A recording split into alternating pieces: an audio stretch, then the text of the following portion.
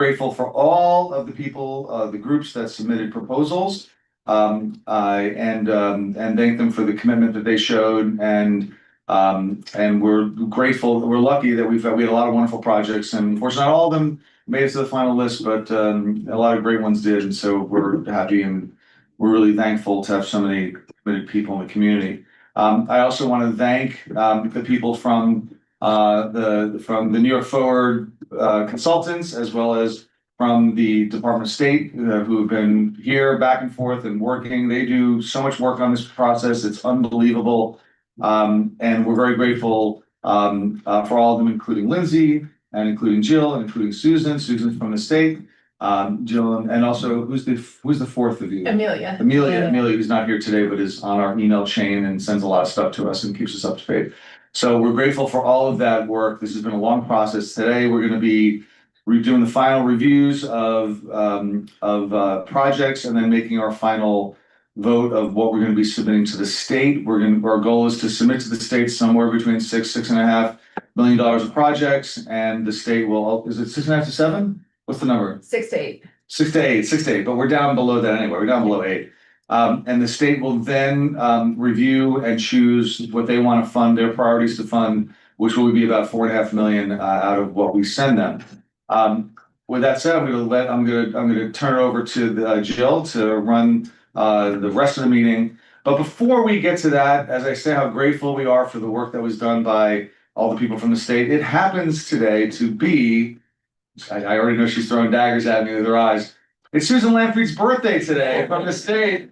And so I hope that we can start the meeting off with a joyful rendition of Happy Birthday to Susan. So everybody on 3, 1, 2, 3. Happy birthday to you.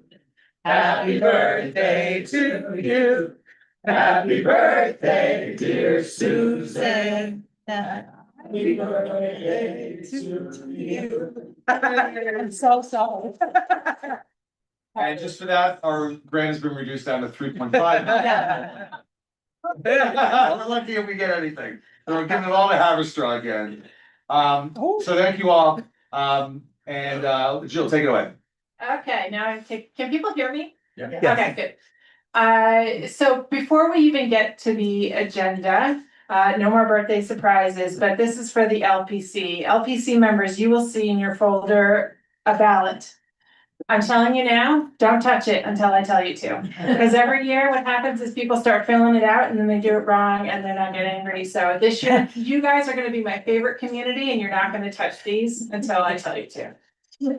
So with that, our agenda for tonight is, of course, the New York Forward timeline, a public engagement update. There's been lots going on with that since we last saw you. Roadmap for continued revitalization, New York Forward ballot overview and support of projects, project updates and evaluation, and then we will have our public comment period.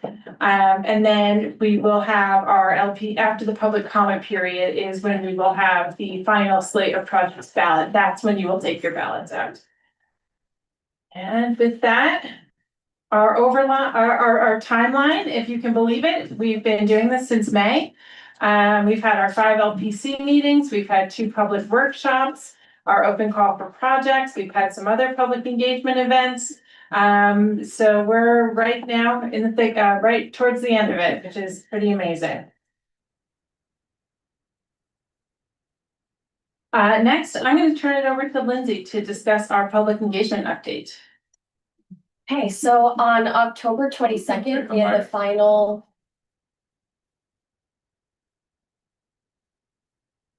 Was it there we go.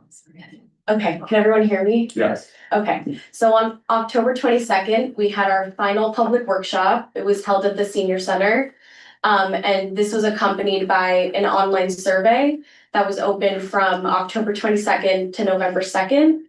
The purpose of this workshop was to present the preliminary slate of projects and get feedback on the public's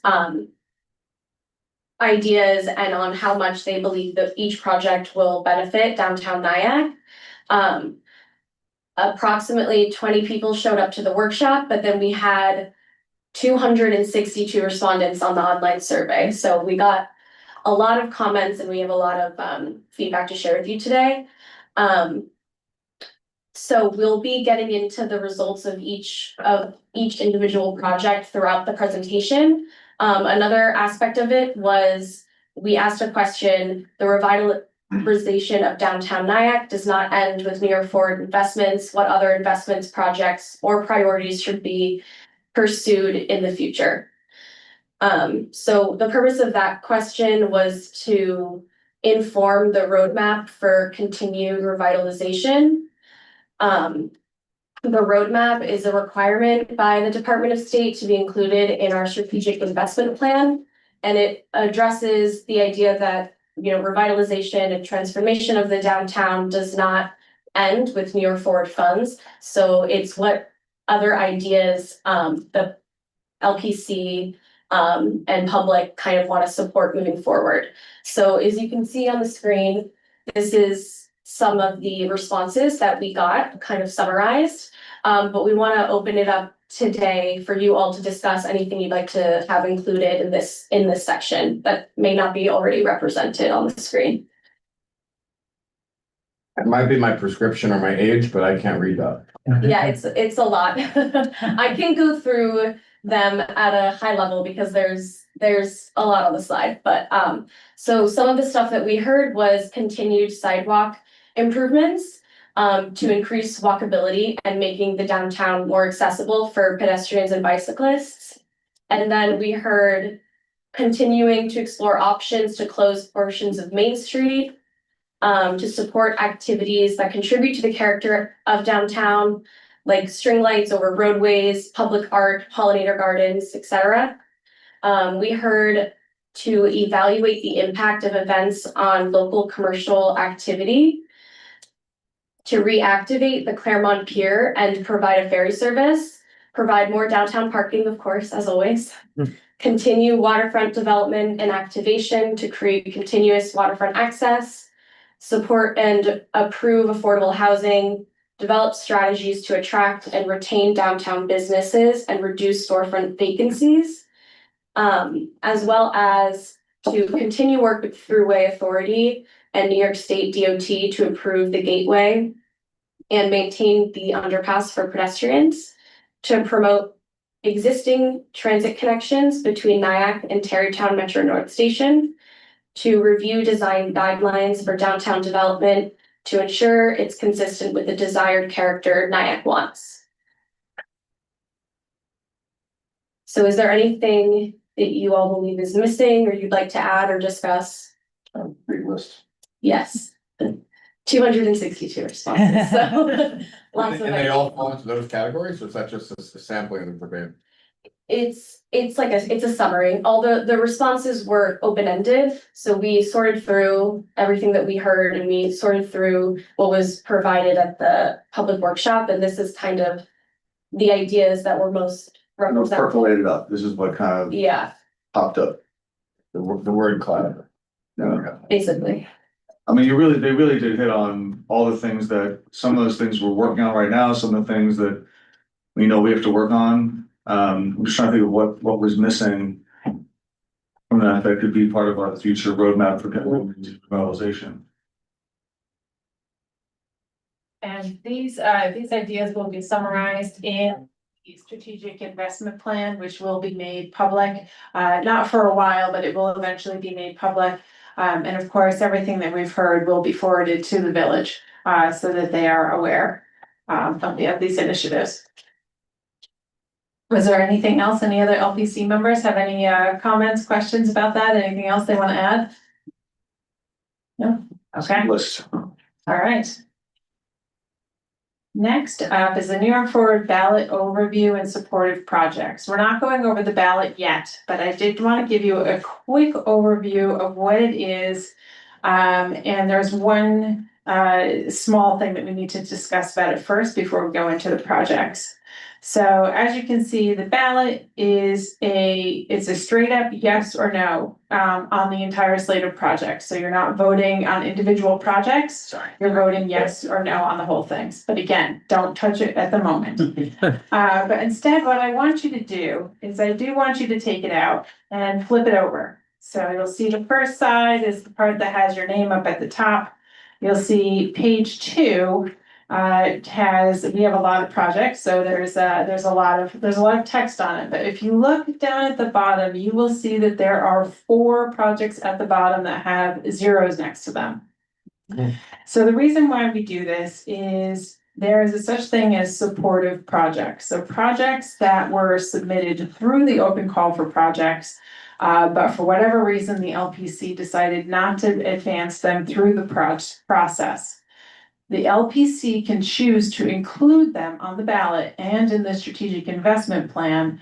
And what that does is if that project, say whatever project it is, if they decide to apply for a different form of state grant funding, then they have a small edge in that they have their name and their project listed in a state plan already. So it shows that they've been vetted by the state, it shows that they've been vetted by local planning committee.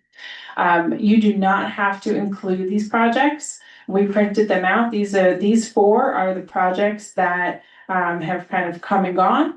And so these are projects that we should just discuss if you want to include them. So actually, I'm going to go to the next slide, which shows these are the projects that to date have not been advanced through the New York Forward process. So that was 143, 145 Main Street bollards and sidewalk upgrades, 51 North Broadway exterior renovations, 17 South Broadway housing development and gallery space, and the Rockland YMCA renovation.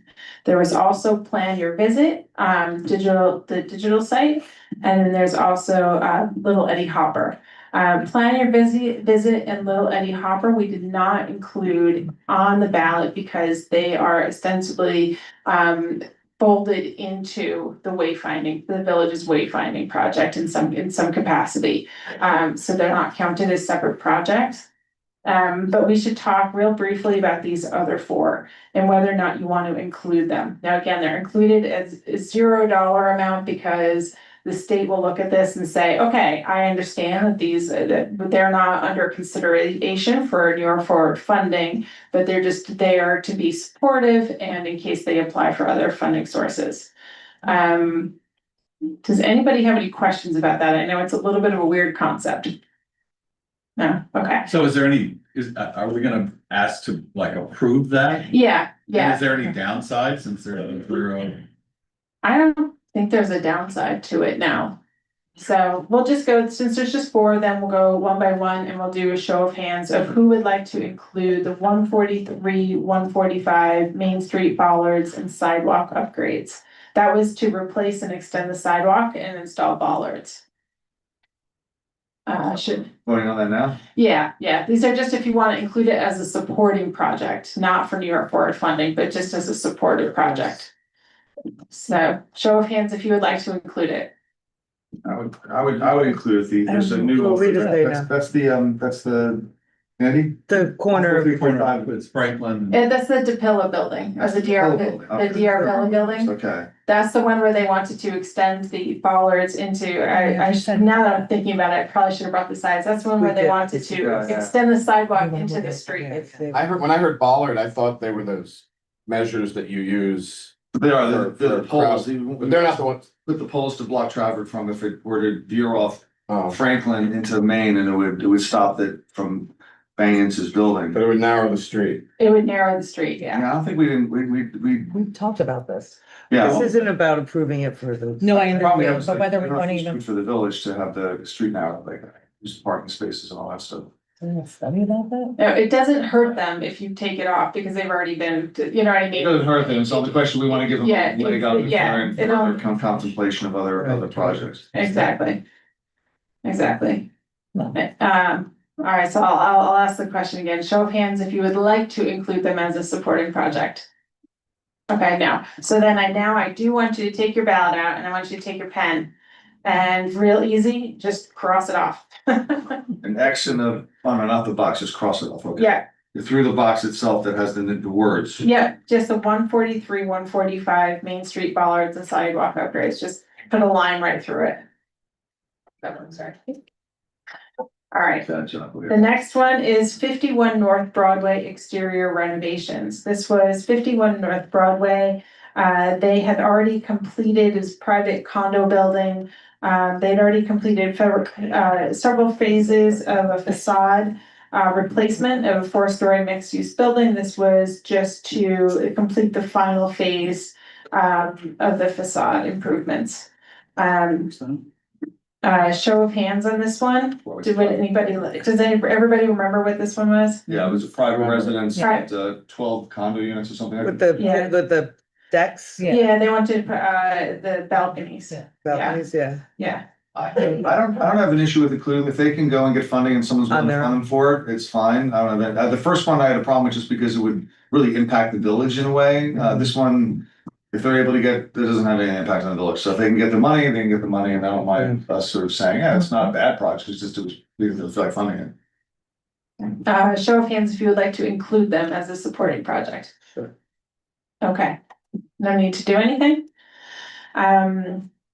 So again, just leave it blank and just don't touch anything on the ballot. And then the next one is 17 South Broadway Housing Development and Gallery Space. This was to redevelop the existing parking lot on 17 South Broadway with a residential development of loft-style artist apartments with gallery space.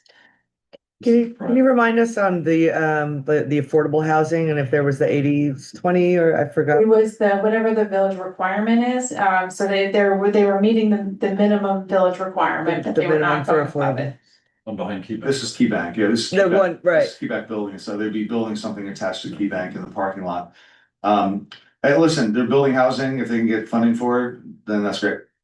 I think that's great, you know, we need the housing, they wanted a lot of money, and it's a lot of money project, so I don't think it would have eaten up too much of our budget, Yeah. but there's a lot of housing funding opportunities out there, and I would love for that money to come tonight in one way or the other. Yeah, I seem to remember that the sentiment of the LPC was largely that they were fine with housing in general, but that because the developer wasn't going above and beyond for affordable, but also they were asking for, I believe it was $1.5 million, which is a lot, so that was kind of the thinking. So show of hands if you would like to keep it on the ballot.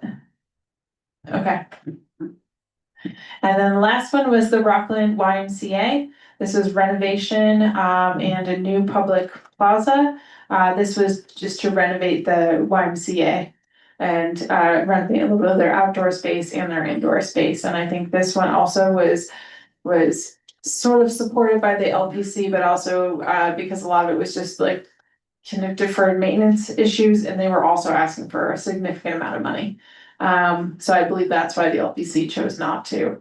Felt that it wasn't a good project, not a good fit for New York Forward. We were also, I think, confused about where the plaza Yeah. was gonna be, right? Was Yeah, there any clarification in there? no, I think that they're gonna, I mean, the problem, my guess is that the plaza idea was specifically geared to try to appeal to this particular grant funding, because plaza is the thing that this is about. It's not about the interior, renovation. So my guess is that if they're applying for funding somewhere else, it's not gonna have the plaza thing as a central point. It'll be about, historic building renovations, the mission they have, which is a very admirable mission, and whether they can help them further that. So I think it'd be great for them to get funding from somewhere else, and I'd be in favor of including that. That makes in there. sense. show of hands if you would like to keep them on the ballot for a supported project. Okay, great. And you'll see as we go on, we will talk about if there are any projects that the LPC decides not to move forward with tonight. They can become a supporting project and be kept on the ballot in that capacity. Any questions about that part? Okay. All right, next up, project updates and evaluation. So this is how the process is going to go for tonight. We are going to present 3 slides for each project. We will show the project description, the project budget, similar to what we did last time. But then we also are going to have a summary of project evaluation to date. plus a summary of the public comments on each project. So obviously with 262 responses, we're not showing everything, but we do have a metric we can show. And we can also have, we pulled like select quotes that generally summarize how the public felt about each of these projects. After we discuss each individual project, so how we've been doing this in the past is that we went through each project and then we did the evaluation at the end. This time we're gonna do it project by project. So project one comes up, we're gonna talk about project one, and then we are going to ask you a series of questions, which is basically going to be, one is, do you want this project to be included on the final slate of projects that will be submitted to the state for funding? Two, do you want to table the discussion till later in the meeting? So there's some projects we know that you guys might have more questions about, and might want to, some are easy, some are a little more challenging. So you might want to table them, not till the next meeting, because this is the last one, but at least towards the end of the night. Three is, do you not want the project to be included in the final slate of projects? And then if the answer is number three, that you do not want the project to move forward, then we would ask if you want it to be considered as a supporting project. So that's why we did the supporting project on the ballot first. So we will not be using our phones or Mentimeter today. Any questions about that? In that case, then we will go into the LPC Code of Conduct. All right, so each local planning committee member is reminded of their obligation to disclose potential conflicts of interest with respect to projects that may be discussed at a date of the meeting. If you have a potential conflict of interest regarding a project you believe will be discussed during the meeting, please disclose it now and recuse yourself from any discussion or vote on that project. For example, you may state that you or a family member have a financial interest in a project, or that you are on the board of an organization proposing a project. We'll kind of do the same thing that we've done in previous meetings. When it gets to the project that you have a recusal for, we'll ask you to step out and we'll bring you back in once the discussion is closed on that project.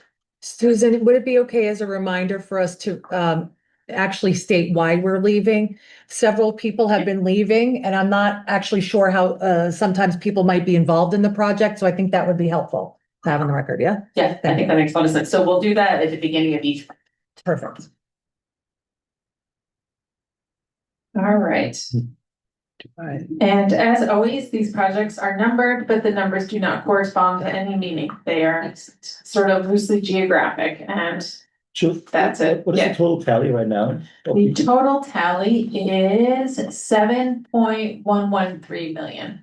So you guys need to be within $6 to $8 million. So there is no need. It's kind of a nice position. There is no need to chop any projects. It's only if you want to. But it will be chopped down to 4.5. Yes. After we. Yes, so again, so the process is that you guys will be submitting, your ballot will total somewhere between $6 and $8 million worth of projects. And then that ballot will be included as part of the strategic investment plan. The strategic investment plan will include a summary of the whole process that we've been through. It will include a project profile, which is a profile of every single project that is being submitted, that is part of, so like right now we have just a sentence or two on the ballot.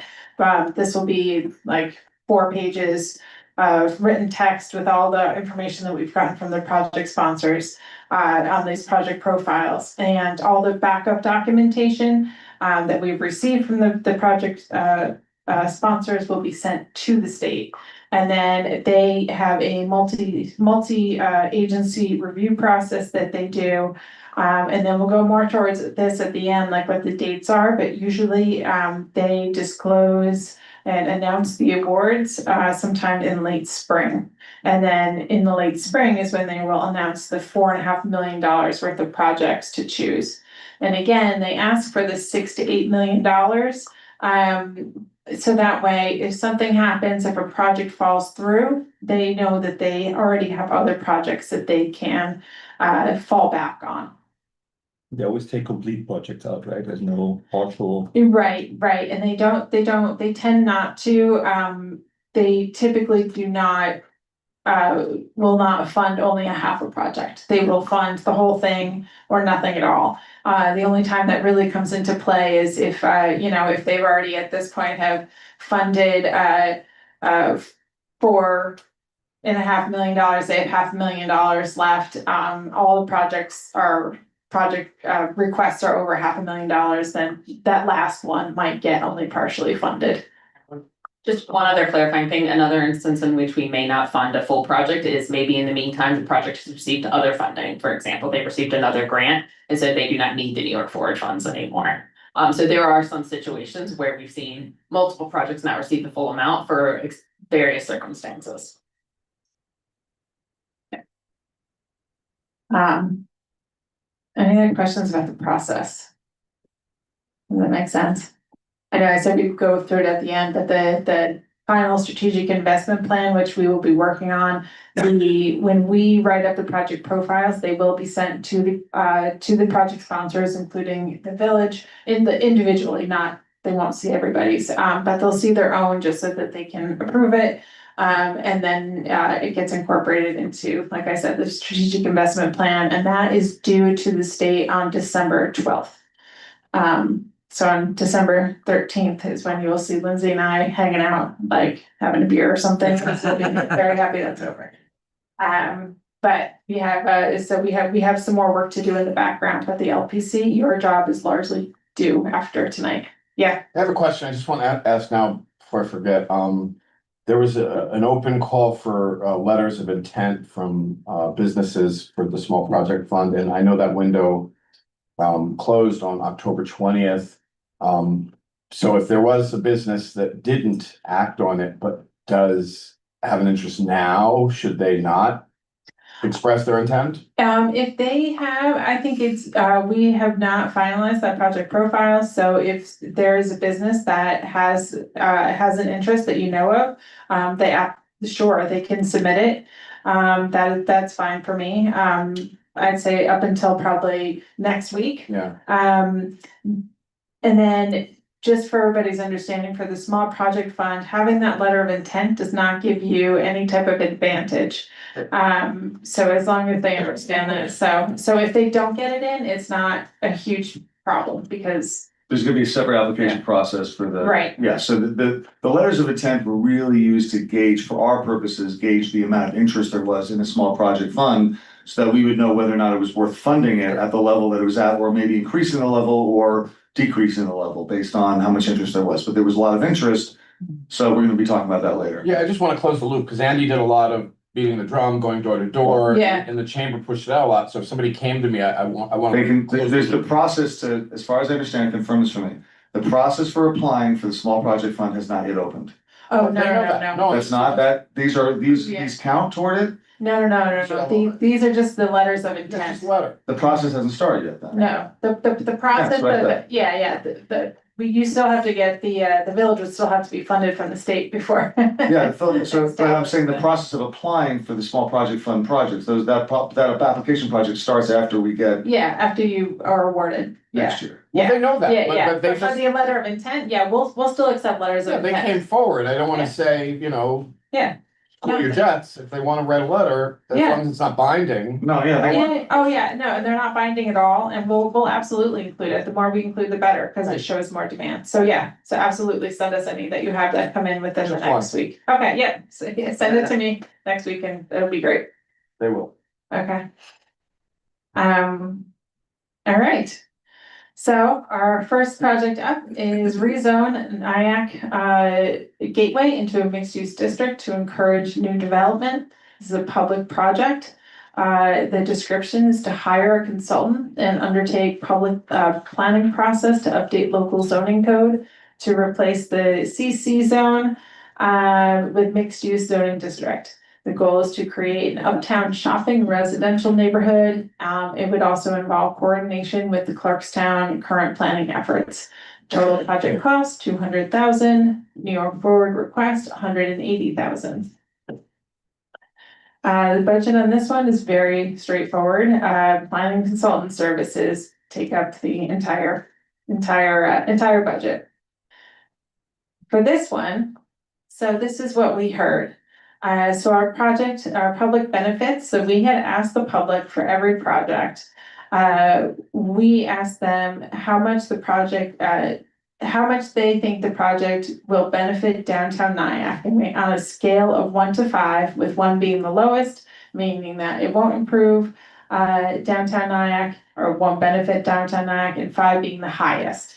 And this project, as you can see, got a very, I'd say very good score. So over 50% of people who took the survey or who showed up at the public hearing, public workshop, said that it was either have a high or very high benefit. Some of the public comments we heard was if the road can be fixed, there'd be great potential for Nyack. Love the idea of expanding Nyack, and more housing is desperately needed, especially rental housing. And then we also heard this is already a loud, congested, polluted area that would not be healthy to continue residential development. When we picked out public comments, we tried to include a mix of opinions, because there's a mix of opinions on every project. But that's what we heard, but largely the comments we heard were positive. At LPC meeting number 3, we had asked the LPC, at a scale of 1 to 5, how well does this meet state and regional goals, and which local goals does it hit? And it scored very high, 4.7, and hit 2 of the local goals. At LPC meeting number 4, also on a scale of 1 to 5, we asked how positive or transformational impact the project would have, and it got a 3.9. And in terms of co-benefits, this is one of the unusual projects that hit almost all of the co-benefits. 1, 2, 3, 4, 5 of them. So with that, I'll initiate discussion. Does anybody have any comments, concerns, questions about this project? And then, Just see the budget one more time. sure. Again, this is the simplest of all the budgets. It's really just planning consultant services, but that goes into a lot. That $200,000 would include an analysis of redevelopment opportunities, the environmental review process, or SEEKR, draft legislation, including the dimensions, uses, lot standards, affordable housing requirements, etc., all of that.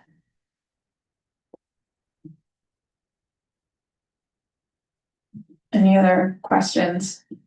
Just one more process question. Yeah. I mean, a lot of these are gonna, as you said, we can forward all of these and it would go, but there might be an advantage of in the order, because yeah, that's good. And then are we able to cut back, or is that where the table thing, the option comes in? If we say yes now, are there any givebacks? I mean, if you guys said yes now, and then at the very end, we're like, there was a strong desire, as long as you didn't want to go back and review all of them over again, I would be fine with that. Thank you. Yeah, I mean, I think at the end, like, we'll ultimately look at the slate of projects and say, are you all happy with submitting this entire slate? And then if somebody has second thoughts, then we would certainly talk about it. So in that case, then I will ask, by a show of hands of the LPC, who would like to keep this project on the ballot? Okay? And again, don't touch your ballot. Don't do anything with it. Hands off the ballot. That's right. So I'm glad we have you up at the dais today. Keep these people. All right, project number 2. Enhance the safety and appearance of the Gateway Underpass to downtown Nyack. Another public project. This is the beautification and safety improvements for pedestrians and motorists.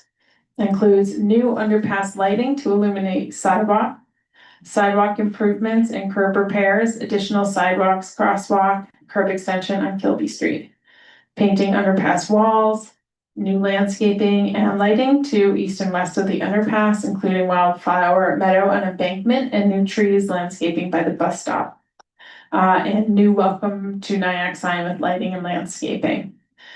This one has a project update. At the last LPC meeting, the LPC had requested that the New York Forward request be reduced.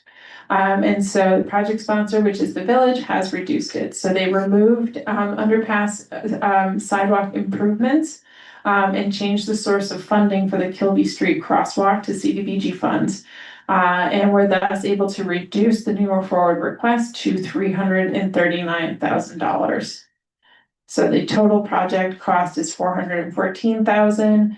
And the new New York Forward request is $338,000. Here's the budget. The hillside embankment would be $26,000, sidewalk improvements, $45,000. Kilby crosswalk improvements, $39,000. That would be paid for. They will request community development block grant or CDBG funds. Gateway sign, $19,000, shade trees, $62,000, median improvement, $148,000, maintenance of traffic, $20,000. And then there's soft costs would make up the rest. Any questions about the budget? Yeah.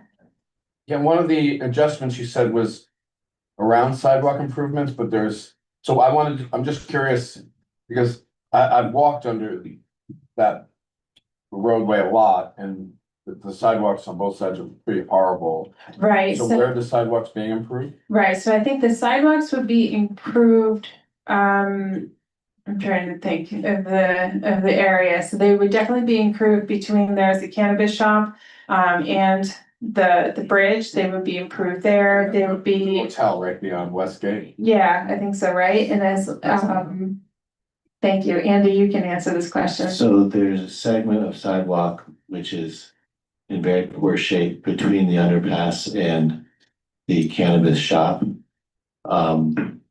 And that's the main sidewalk improvement area. And the other thing we're looking to do is just increase our maintenance to get the eroded soils off the existing sidewalks to clean those up and make them more passable. Yeah, it's very dangerous. It's very trafficked, and if the sidewalk isn't proper, people will actually step into the roadway, which is very dangerous. It's good to see that that's doing. Yeah. And then this is what we heard at the public workshop. Again, this project had 43%, said very high. Benefit to downtown, an additional 22% said it would have a high benefit to downtown. So again, that's well over 50% said high or very high. At LPC 3, the LPC had said that the out of 5 had ranked the project is 4.1 in terms of meeting state and regional goals, and that it met 3 of the local goals. In terms of transformational impact, 4.1 out of 5, and then co-benefits community activity. Some of the public comments we heard was that reduce traffic speeds to make the underpass safer. Traffic conditions need to be safer before pedestrian measures will help. Significant improvements to the visual entrance of Nyack and presents new safety opportunities for pedestrians and hopefully bicyclists. And should do this and the rezoning together. So generally heard pretty positive feedback from the public on this project. Should note that the project that was presented, so there's a couple projects you'll see where there are modifications to the project, but we didn't have time to modify them because we needed to give project sponsors time to rethink their budgets and things like that.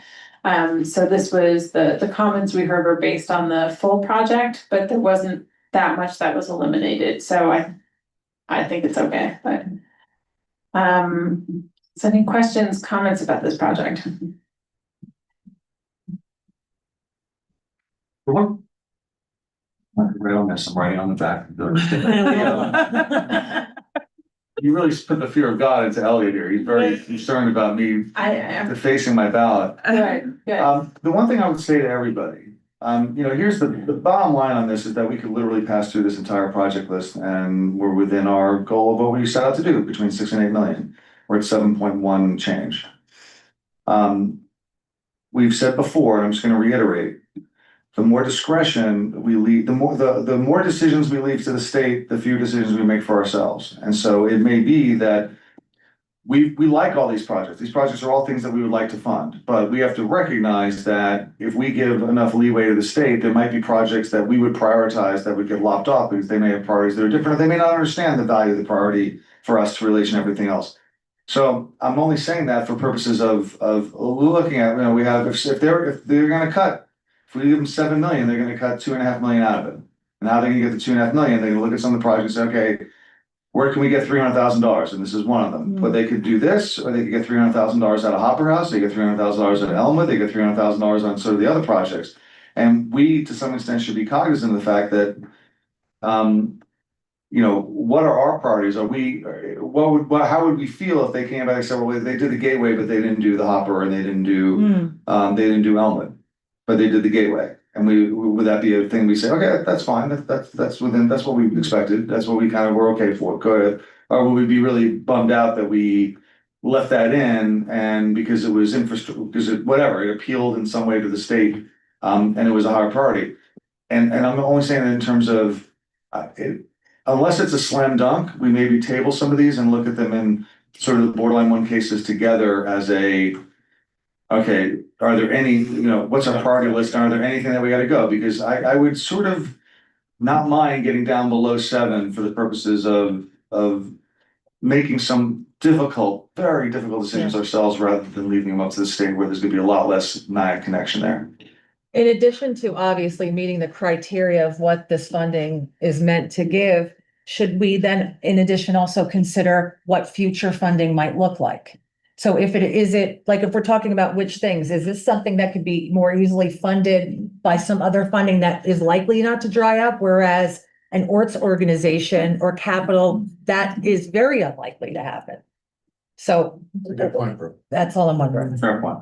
And can you give us any help in understanding how the state will determine those priorities between some of these things you're looking at? I mean, the state uses the same evaluation criteria that we have used from the beginning of this. Catalytic, public alignment with state and local goals, regional goals. What's the public believe? What's the impact? What are the co-benefits? So we look at it from the same way you do, just from a state perspective. So yeah, I mean, I think the goal of you all here is what the mayor said, is like, make sure that you're putting forth things that the community of Nyack really, wants to see happen. And then I think this is a good point of like, are there other sources of funding to make some of these other things occur? I have another point, just a lot of us are friends here, we work together, we know each other, and these are public votes, and I'm wondering if that holds us back from any kind of, if it's easy for everybody to push it all forward and in hopes to keep friendships and all that kind of stuff. So I'm wondering if if this is a definite process, or is there a way that we could vote secret ballot? Yeah. I'm just saying, there might be some things. We're all friends. I'm just gonna say it. I know we all thought it, but except Elliot, who voted against me, but it's. You're not mad at us. So much for leaving the room. I think based on what Mayor just said, on how we really should try to do that, I'm wondering if that would help our process. I'm just putting it out there.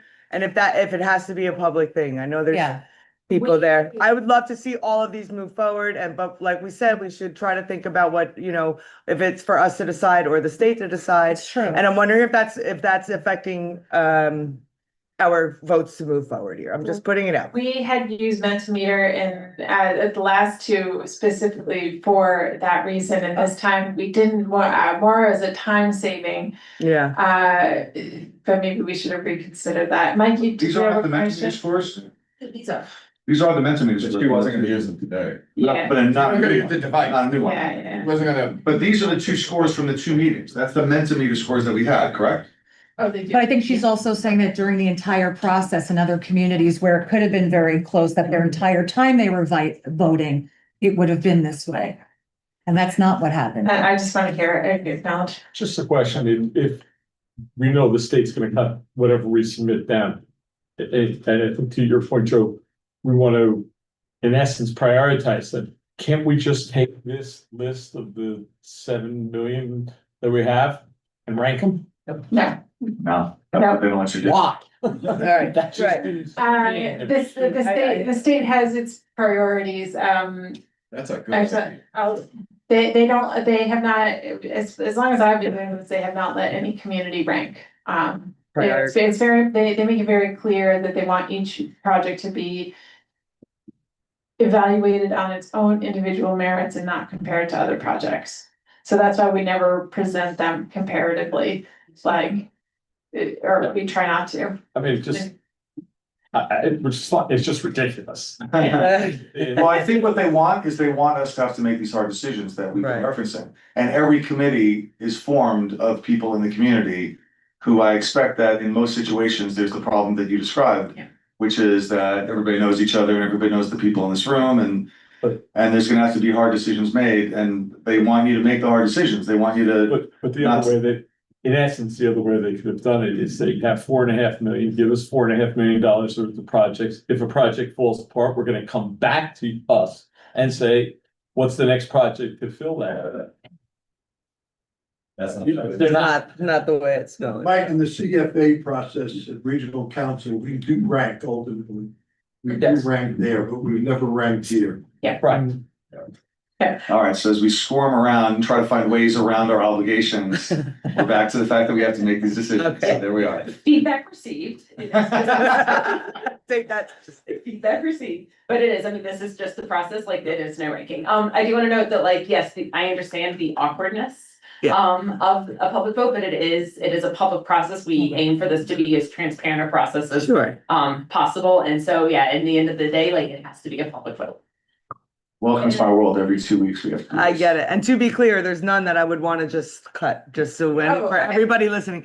I'm just wondering if overall it would help us, but, Yeah, I can also make it clear that there are no bad projects. right. It's just whether or not they are right for the New York Forward process.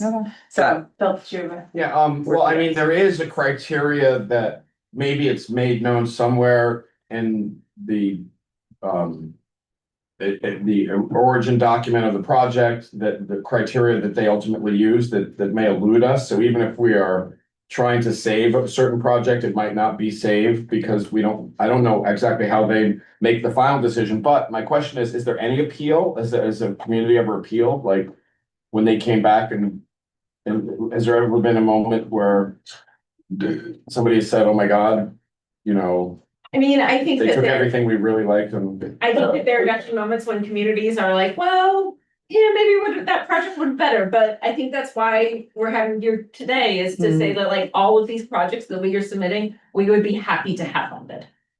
So I mean, that's kind of the goal of today is to state that because you're submitting anything and any one of them could be funded. I could put Andy and Joe on the hot spot and say that, you know, these are all individual projects, but there's how many from the village? 3 or 4, right? There's 6 from the village. 6 from the village, asking you guys to That's a prioritize fair question. Mhm. might be a way to go. Mm. Well, I think okay, so, all right, I'll get rid of all the lighting along Broadway. But I think people in this room would care a lot about that. So it's not as if these projects are, I'm not, you know, making a nice new office for myself. There's nothing here that I have personal interest in.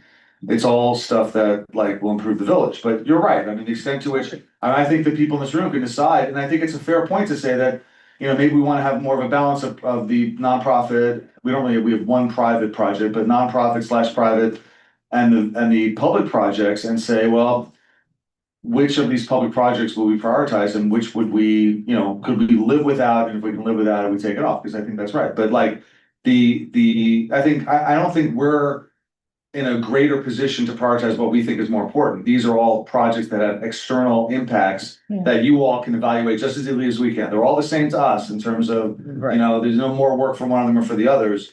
And the other point I would make in terms of the point that Bill just made is I think if what comes back is that we say, oh, I can't believe the state approved that project over the other project, then the state would respond, well, why did you send us both? I got you. That's the whole point. Why don't you just send us the one that you really wanted instead of the two, you know, make the hard decision yourself rather than push it on us and then live with what you live I with. agree with that. You're right.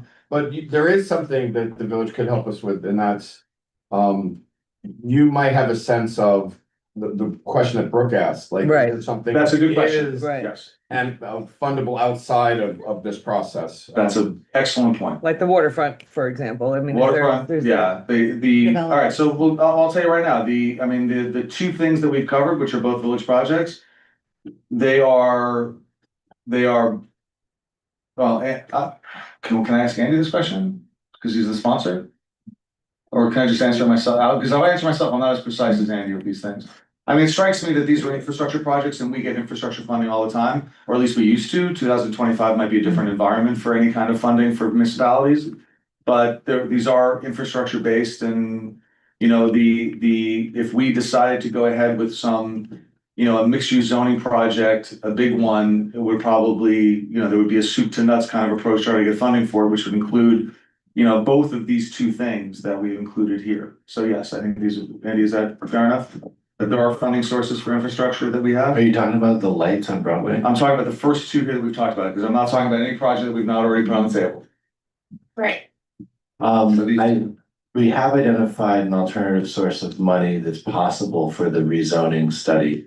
And I reached out to that agency, I haven't heard back, Still small. but I think it's possible. Right. Then in that case, there's an application we can fill out to try our luck with a different funding source, yeah. And there's always sidewalk, you know, we get lots of sidewalk funding from lots of places. Right? Yeah, so we'd be getting CDBG money. And the area of the gateway has been in the CDBG sort of spending zone. Because we are putting So sidewalk it's- up Kilby, right? That was the Right, idea of the last yeah. CBG. Yeah, Yeah, I'm just really like for some of these things on arts, we already know that's drying up and it'll never come, it may never come again in the next 2 decades. So what do we want to preserve here? And if they're not gonna shut down infrastructure, then Well, we don't know. I mean, That's true, too. I mean, you know, I think that it's gonna be hard sailing for everybody. okay. But I think if your point is that on a scale of 1 to 10, 1 being we would never ever get money to do this, and 10 being, well, we can apply next year, there's a new sidewalk we can put in for it. I would say this is somewhere in the middle, like a 5 or a 6 in terms of our ability to be able to get funding for it. And I think that's something you should take into consideration. In all honesty, it's something you should take into consideration. Now, if you know, if we want to go back and say, let's put the first one back on the, you know, in the table, we can table it. And we can table all the public ones in terms of being able to then rank them and figure, are we allowed to rank them internally? No, We can't do it here. No, I'm not saying for you. Internally. I'm saying internally as we discuss it. Yeah. Which one It's the purpose of a vote. That of would the, and deciding, okay, we have this much money for a village, for the public projects. Which ones are more likely, you know, which Which you ones, can find. because I would tell you, my sense, Andy, between the infrastructure, this one with regard to the sidewalks and like the lighting.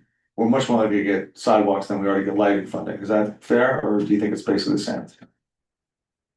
I think the sidewalks around the Thruway underpass, they're not a big project like the lighting project is.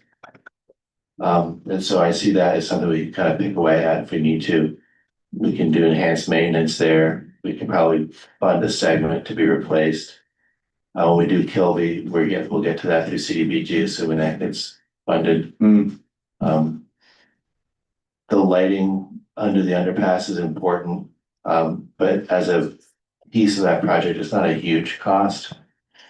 So we could always look at that as just a general fund question as well. Public ones. Just curious, yeah, if we just went through all Yeah. the public ones, like Well, we'll segment. however you want to do that. Why don't we, can I make a suggestion? Why don't we we'll go back, have a revote on the first one and table it? And then table this one, and we'll table all of the public ones and then discuss them separately when we're done with everything else. Well, let me make sure everybody else wants to do I'm it. just- Oh, yeah. Sure, I know, I don't run this thing. Then we can rank There's them. one thing that we ought to point out is that when the original application was put through, it was, The gateway was a big part of the it. gateway was a big part of it. Yep. that's And a fair point. lot of these applications come after the acceptance of the municipality getting the award. So it's a kind of interesting, going to your point, Mike, it's a kind of interesting process that's different from many of the others that we have in New York State. Sure. Yeah. So that would also be helpful to note, to remind us, because it doesn't say here, part of the original application that got the Yeah, state. this one was in the original, well, part of it was, the Yeah. lighting was definitely a big Yeah. part of it. That, we could take that all into consideration, but if we have to cut something, we know that there could be more potential of funding there, let's do it there and not on the nonprofits back. So let's go back to rezoning. Who would like to table rezoning? Okay. And then for the Gateway Underpass, who would like to table Gateway Underpass? I would just say go. Yeah, okay. Okay, We tried for that for some. if you table all of these though, then you're all gonna be in trouble. I'm just making that clear. All of the village, or all of them, Oh, all no, of them. no, the village is okay. Let's You- just keep you- tabling. But if you table We everything. table everything, so we can talk about it again. Right. Let's have an LPC 6. Right. All right, I'm gonna hand this over to Lindsay. Mike has another question. Oh, yeah. Just if I could. There's a debate we're having whether or not we need to cut down. Should we vote on that? If we agree that we need to cut down, I mean, we've gone through all of these Yeah. things for quite a long time and had voted on them to get to where we are. We're not required by any means, but we're within the threshold of what needs to be done. Well, I guess. We all agree that we need to cut it down. You do not need to cut it down. What I would suggest maybe you do, because there is some contention on some of these, and some of the projects have changed a little bit, so I think that you should, just to be fair to the project, should hear every single one. So I think. I don't mean we don't need. Oh, yeah, just yeah. Whether or not we collectively. Yeah, agree you that it's collectively, necessary. you guys can move forward with this entire slate as it is and be totally fine. So I think I would suggest that going through each one, why don't we see which ones are the obvious, the ones that there's full agreement that yes, it should proceed forward. And then we'll go through the ones that are tabled, but then with the understanding that you're absolutely right, that they don't have to be cut. It's more whether or not you want. We have to be okay with Again, the it's others. State to make that decision. It's a Yeah. prioritization without be okay with what they prioritizing, if decide. that makes sense.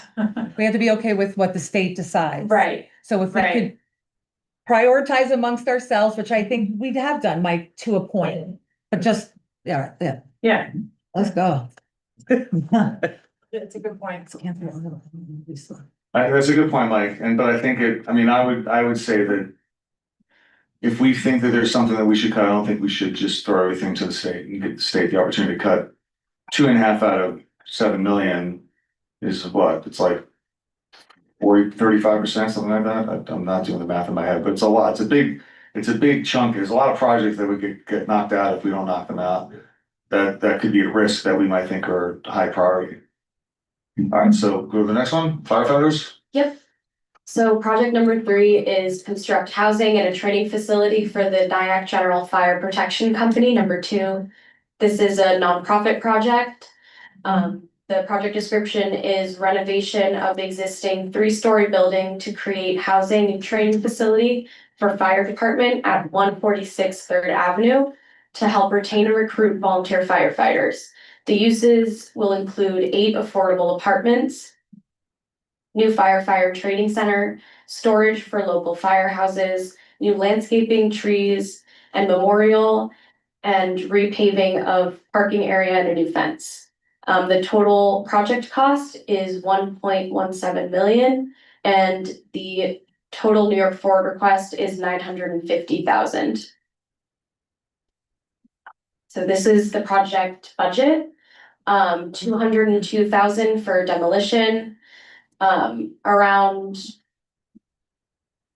I can't do that math in my head, 300,000 for electrical and fire safety upgrades. This is why I'm a planner and not in a mathematical field. 471,000 for interior renovations, 64,000 for outdoor memorial, and then 54,000 for architecture and engineering. Private funds will be used for a portion of the electrical and fire safety upgrades, as well as the architecture and engineering activities. And then the results from the public workshop and survey show that there is a high interest in this project, with around 50%. The state and regional goal alignment was ranked at 3.6 out of 5. The local goals that this hits is create additional housing. The LPC felt it had a high positive and transformational impact with a score of 4.5. It hits 4 of the co-benefits. And then for public comments, we heard our volunteer fire district is in need of younger people to join. Affordable local housing designated for them will do much to build the membership. We heard that we need to encourage volunteers and support our firefighters. And then some of the concerns we heard were previous proposed housing for firemen wasn't effective. And this would benefit the firefighters, but not so much the residents or visitors in Nyack. So we can open the floor for any comments, discussion. Was this part of the original application? I believe it was. It was, yeah. right, Firehouse? This is the only thing that deals with housing, which we know, right, was brought up by the public. It's the only thing that has to do with housing, access to housing. Correct. Does anybody can shed any light on the probability of other grant money for these guys coming out as being as a part of the, Fire. or is this Hang on. a make or break to the dire end? I wonder. I think it's really important, but it's a substantial number, you know? This was just to point out the question somebody asked before. I don't know if somebody said this, because this was happening a little side, but this was part of the original project. This was one of the centerpieces of the original proposal to the state. Yeah.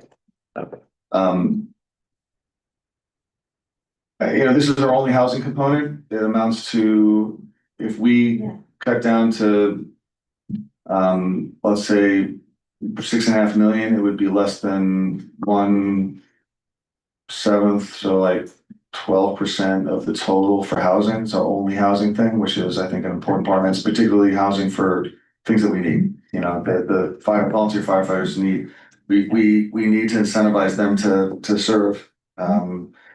And we're very lucky to have them. So my feeling is that, the fact that this was in the original program, it is a worthwhile project. It's our only housing project. My feeling would be this one would be worth passing through. And I agree. And I will say, I doubt that the state would, I mean, I don't know, who knows, but Right. The state's not going to be any more enthusiastic about cutting volunteer firefighter housing than we are. Yeah. For sure. Okay, so a show of hands for who would like to keep this on the ballot. Okay, great. Did they promise to eliminate the sirens? No. Don't. Getting out of the way. Wow. I know you just got the gavel. I'm willing to buy them so. Bang, bang. Only during Oh candlelight. Can't. All right. Okay. Turn it down.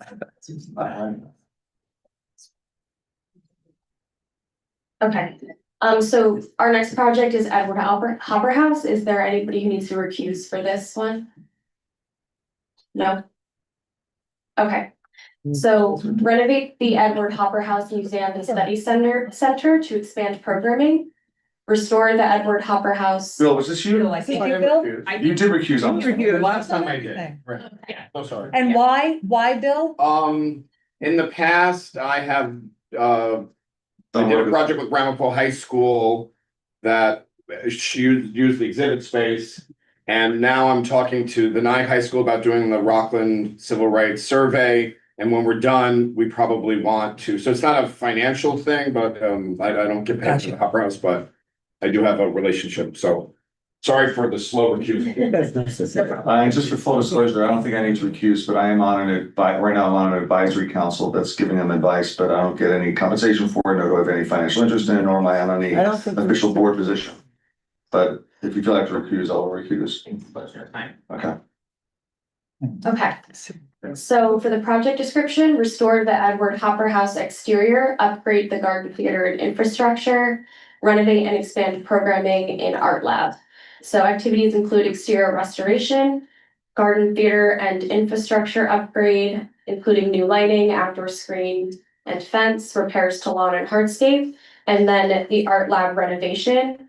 As a reminder, this was one of the projects that we discussed at the last LPC. You had requested to reduce the project cost, or the total New York Forward request.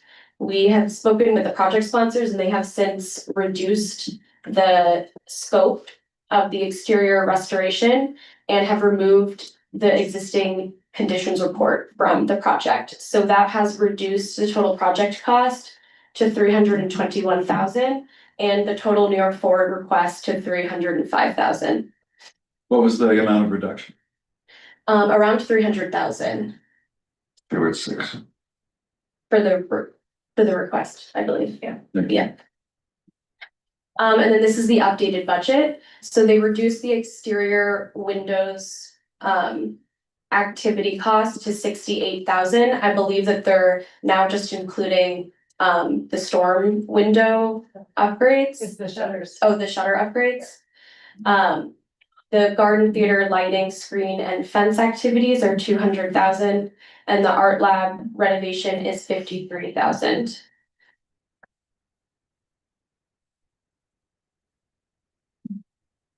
So for project benefits downtown, this scored high with 44%, ranking this as a 5 and 21% ranking this as a 4.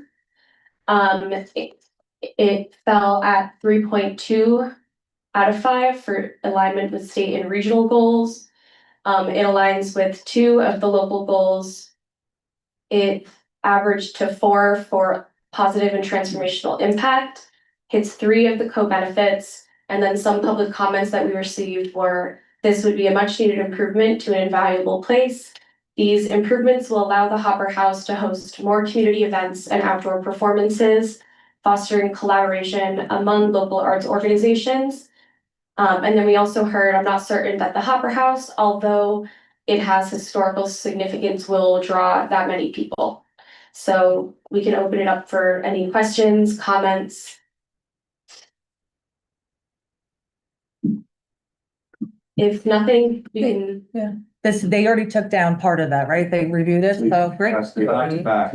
At the back, that's what I meant, yeah, great. Okay, so Look, I just anecdotally, the way it's been restructured and ran in the last couple of years is, I mean, the numbers that they have of who they draw, I don't know who wrote that last one, but that's just not true. They've been drawing all sorts of people from around the Yeah. world coming. I don't know who wrote that. Well, I don't think it's true. random member of the public, but listen, it is our single most significant tourist attraction in the village. Like the single most in terms of drawing people internationally to the village. So I think it's a jewel and they've done a wonderful job with it in the last few years of really improving the programming there and the exhibits there. And so I think that this is an important one, I think. For Right, yeah. Okay, so for a show of hands, who would like to keep it on the ballot? Great.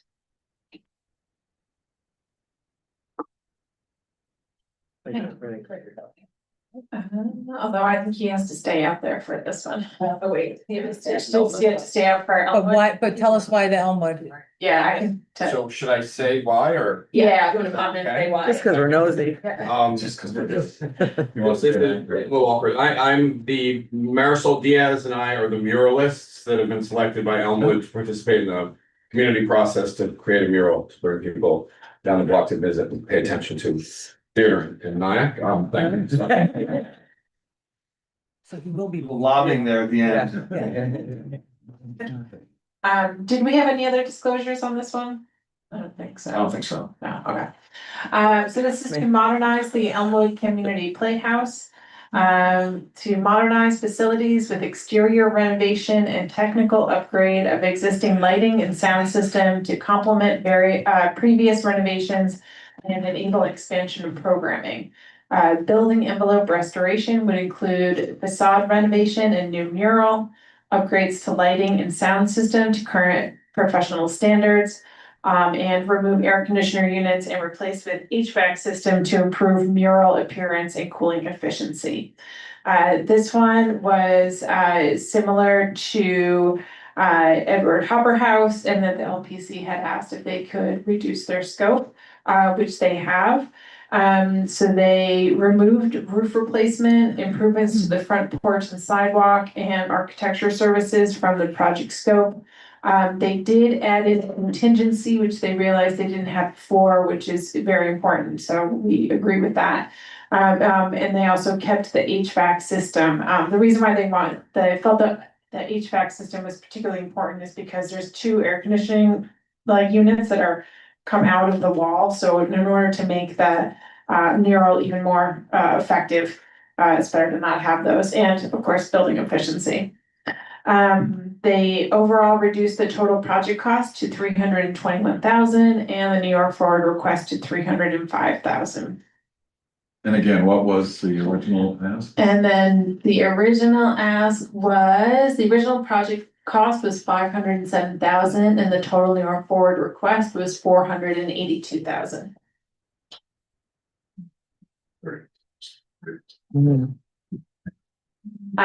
So the new budget would be lighting system upgrade, $151,000, new HVAC units, $17,000, replace exterior walls, $80,000, mural implementation, $37,000, sound system upgrade, $36,000. Again, for a total request of $305,000 from New York Forward. In terms of public benefit, the public scored this very high, 49% said very high. Benefit to downtown, 20% said high benefit to downtown. The LPC at LPC meeting number 3 had said that had given this a score of 3.1 out of 5 in terms of meeting state and regional goals, and it hits 2 of the local goals. The transformational impact, 3.7, hits 2 of the co-benefits. And some of the public comments we received were Elmwood Playhouse has served and boosted downtown Nyack businesses during its 68 years on Park Street. The restoration of its facade with a colorful mural will be a great improvement. Elmwood is a great asset and should be well supported. And then we also had some people that said the cost may be high. Jill, on this one, the cost that was presented, was this the former cost that was presented to the public or the revised cost?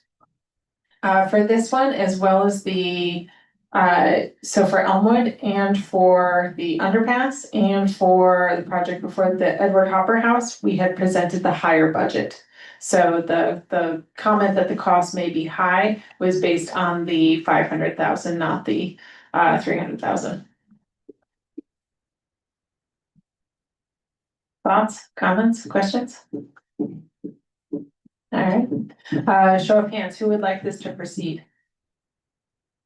All right.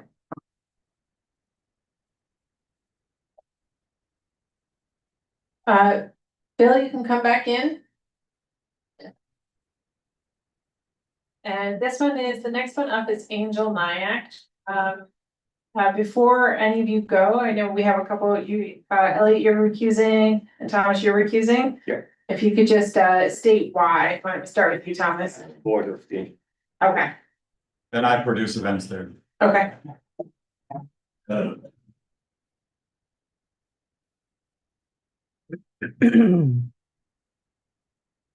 right, so next up is renovate the Angel Nyack Sanctuary space to expand use for arts and events programming.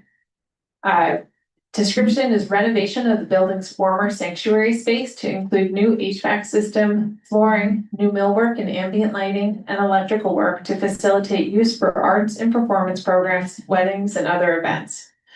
Total project cost, $1.2 million. Total New York Forward request, $951,000. We should note that the project sponsor has since come back to us. They had just a little bit of concern about the total project cost. So they are not altered their New York Forward request. They are still requesting $951,000 as they have all along, but they reduced their project cost from about 1.9 million to 1.2 million. They were just worried about cash flow if they were awarded.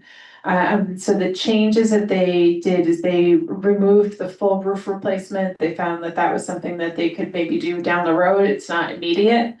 And then they also found alternative solutions for supporting the flooring and for acoustical treatments as well. So that's how they kind of brought that total project cost down.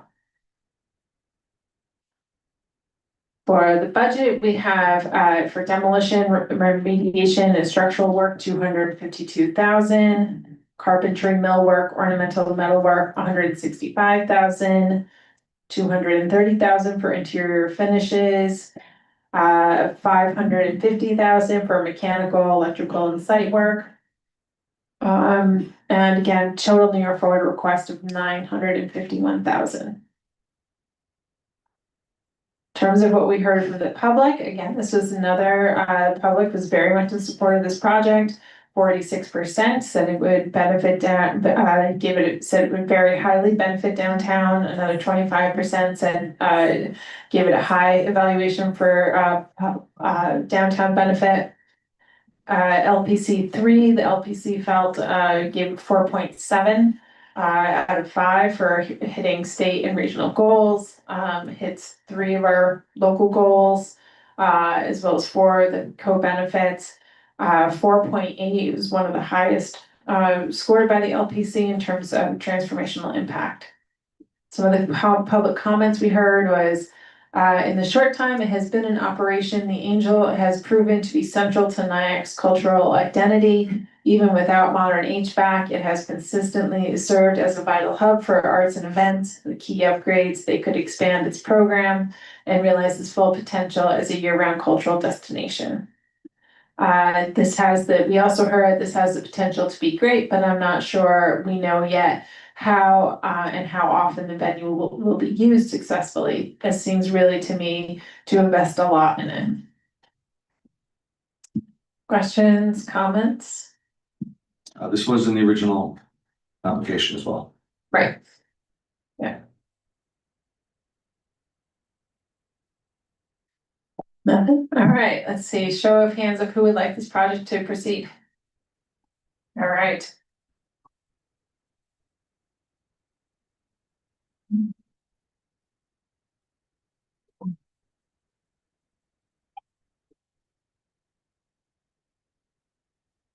So this next one, I think we'll talk about it. I'm getting the sense we want to table all of the public projects to the end. Do we want to review them all at the end, or do we want to review them just in the order in which they appear and then just table them? I was just reviewing them now and then we'll remember. Okay.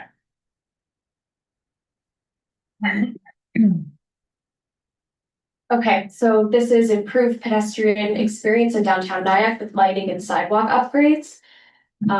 Add approximately 26 antique light poles along North and South Broadway. Enhance a portion of Main Street at Village Hall parking lot with widened sidewalk and 2 tree pits. The total project cost is $533,000 with a total New York Forward request of $480,000. And just to note, the lighting will be similar to ambient lighting along the portion of Main Street. So this is the project budget. It's around $70,000 for sidewalk widening and trees on Main Street. $412,000 for street lighting, and then $50,000 for design, engineering, and permitting, with again a total New York Forward request of $480,000. So this project also received wide support from the public, with 41% ranking it out of 5, very high, and 24% out of 4.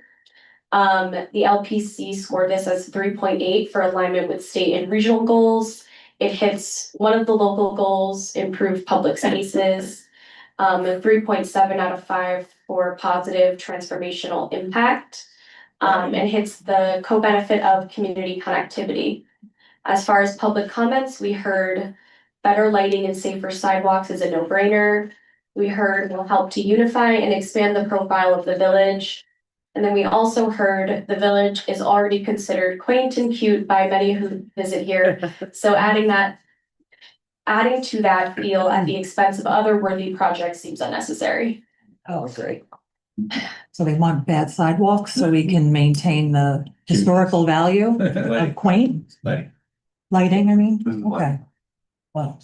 He's moved to. I kind of, yeah, You kind of agree? and I have a business on them to make it look pretty. What is that? We'll table it. So we're tabling this one, so we'll move on to the next project. Vote for it, right? Vote to table it? Oh, show of hands for who would like to table this project. I do want to, I'm sorry, so we had asked, there were 3 LPC members who we knew could not attend tonight. And so we'd asked them to provide comments. And sorry, I didn't get the ones for these before, they just showed up in my inbox. So I want to, we had asked them if they had any comments, to write them to us and then we would provide the comments. So we heard from Jenna on this one. She said she fully supports improving streetscapes lighting is essential to community and visitors feeling safe and will also highlight the quaint feeling of the village. And then we had also heard from Cheryl. She said, while I think this would greatly enhance the area, I think it would have more impact if a lighting project was tied to a greater beautification effort throughout the village. Since that's not on the table, maybe this isn't a priority given the full slate of projects before us. So I just wanted to make sure that their comments are addressed in there. Okay, sorry. Okay, so our next project, restore the exterior. Oh, do we have any recusals for this project? For the John Greenhouse? I don't think so. Okay. So restore the exterior of the historic John Greenhouse to support future reactivation. This is a nonprofit project. Exterior renovation of historic house, including masonry work, new doors and windows, carpentry work, painting, and new electrical. This is a portion of phase 3 and 4 of a 6-phase renovation process that is already underway, as you can see on the slide. Future goal is to provide exhibition space and artist working studios / nonprofit offices. Includes exterior stabilization, facade repair, new roof, and interior demolition already completed. So the total project cost for this is $656,000, and the total New York Forward request is $623,000. So the project sponsor wants to just make it clear to the LPC that they can remove project elements to reduce the New York Forward request if desired by LPC. This is in response to the conversation we had at the last LPC that this would be an all or nothing project. Did they provide any, like, what that would look like for less? Because I thought what the ask was if you could take something out, then they would come back and review. I don't remember. Yes, I believe they did provide like an updated budget of what it could be. The LPC had requested them to. Yes, what they had said was, get my bearings here. That's right. They said that they indicated that they could remove several, like any of their elements. They said that for example, they have right now masonry for the east wall and for the south wall are included, but for the north wall was funded by a separate source than the west wall. So they said that they could do any combination if desired by the LPC. So they could do one wall on the chimneys, they could do just the walls and no chimneys, etc. So they said that they're endless combinations. Do we get numbers on it or no? Well, we have on the budget. So if we take anything off, we're lopping off that perspective. Right, exactly. Okay, that's easy enough. Exactly. We sent you numbers. No, we got it up here. Yeah. So are we voting on the full amount, or are we voting on one thing gone or two things gone? I think we're discussing it. Yeah, well, I guess that's up to you guys. Is this a project that you would like to move forward as it is? Is this a project you would like to not move forward as it is? Is this a project you would feel more comfortable only funding a portion of it? The next screen has the comments. Yeah. So for this one, it received a 28% for very high benefit to the downtown, a 19% for high benefit, and then 25% in the middle. Based on the LPC evaluation, this has 3.1 out of 5 for state and regional goals. Hits 2 of the local goals, 3.2 out of 5 for positive transformational impact, and hits 2 of the co-benefits. Public comments. It is important to restore and preserve the history on Nyack and Rockland County. The John Greenhouse can help increase visitors as a destination. And then on the other hand, this historic house is important, but not sure that amount of money should be allotted considering all the other necessary expenses. I will say Jenna had provided comments on this one. She said, this is a very high cost for a project that will only be halfway through its phase completion without being able to provide any measurable outcomes, ROI to support the funding due to it still not being complete. I do not think we should approve this project for funding. Oh, sorry. This was Jenna, one of the LPC members. She felt that this is a very high cost for a project that will only be halfway through its phase completion without being able to provide any measurable outcomes to support the funding due to it still not being complete. I do not think we should approve this project for funding. Jenna That was Jenna Nazario, Nazario. I know, From the county. from the county, from the county. Yeah. Vote counts. Yes, her vote counts, yeah. Or her comment counts, she's not here to vote. Yeah. Right. But I think that would be how she would be voting on the project as well. And I think that we would account for that, but obviously it's a majority vote. So if everybody else voted yes, then comment. But it doesn't matter, you know what I mean? What was the ranking that was given when we voted on this in the council? It was either the last LPC meeting or the one before it. That one is for the state and regional, hitting state and regional goals. I'm not seeing this on the angle. Oh, sorry, state and regional, for hitting state and regional goals, it was 3.1 out of 5. And then for positive transformational impact to downtown, 3.2 out of 5. So I remember suggesting that, and it had nothing to do with this application, but I remember that in the beginning of the process, I had suggested that one way of expediting the evaluation was to set a goal of 3.5 and see whether or not we would get enough out of the 3.5 before we went to those below it. So I kind of tend to agree with Jenna. I'd like to speak. I think that folks that could be weighing in on this might be unaware of some of the aspects of the project that are significant and might not be funded in the future. There's a significant connection between this site and the African American community in Nyack.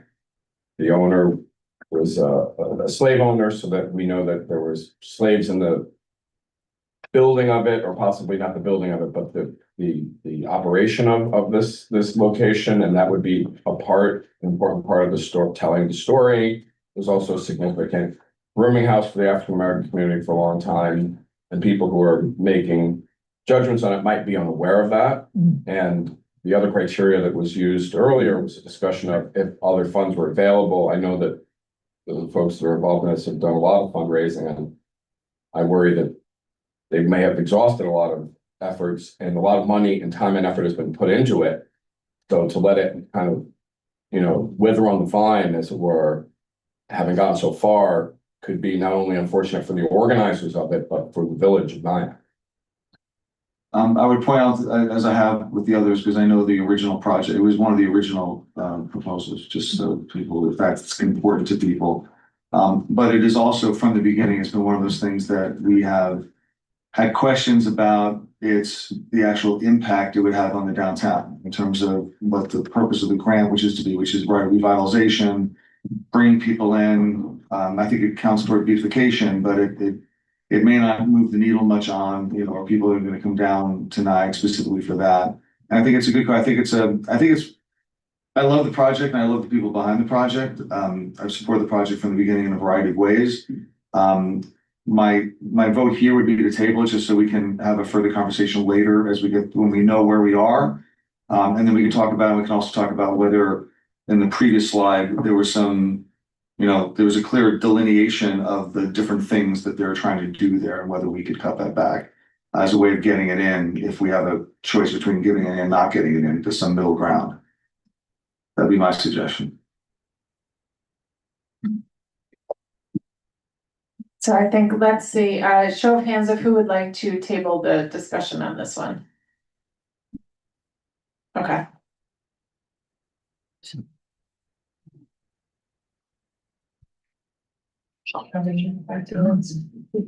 This is me, okay.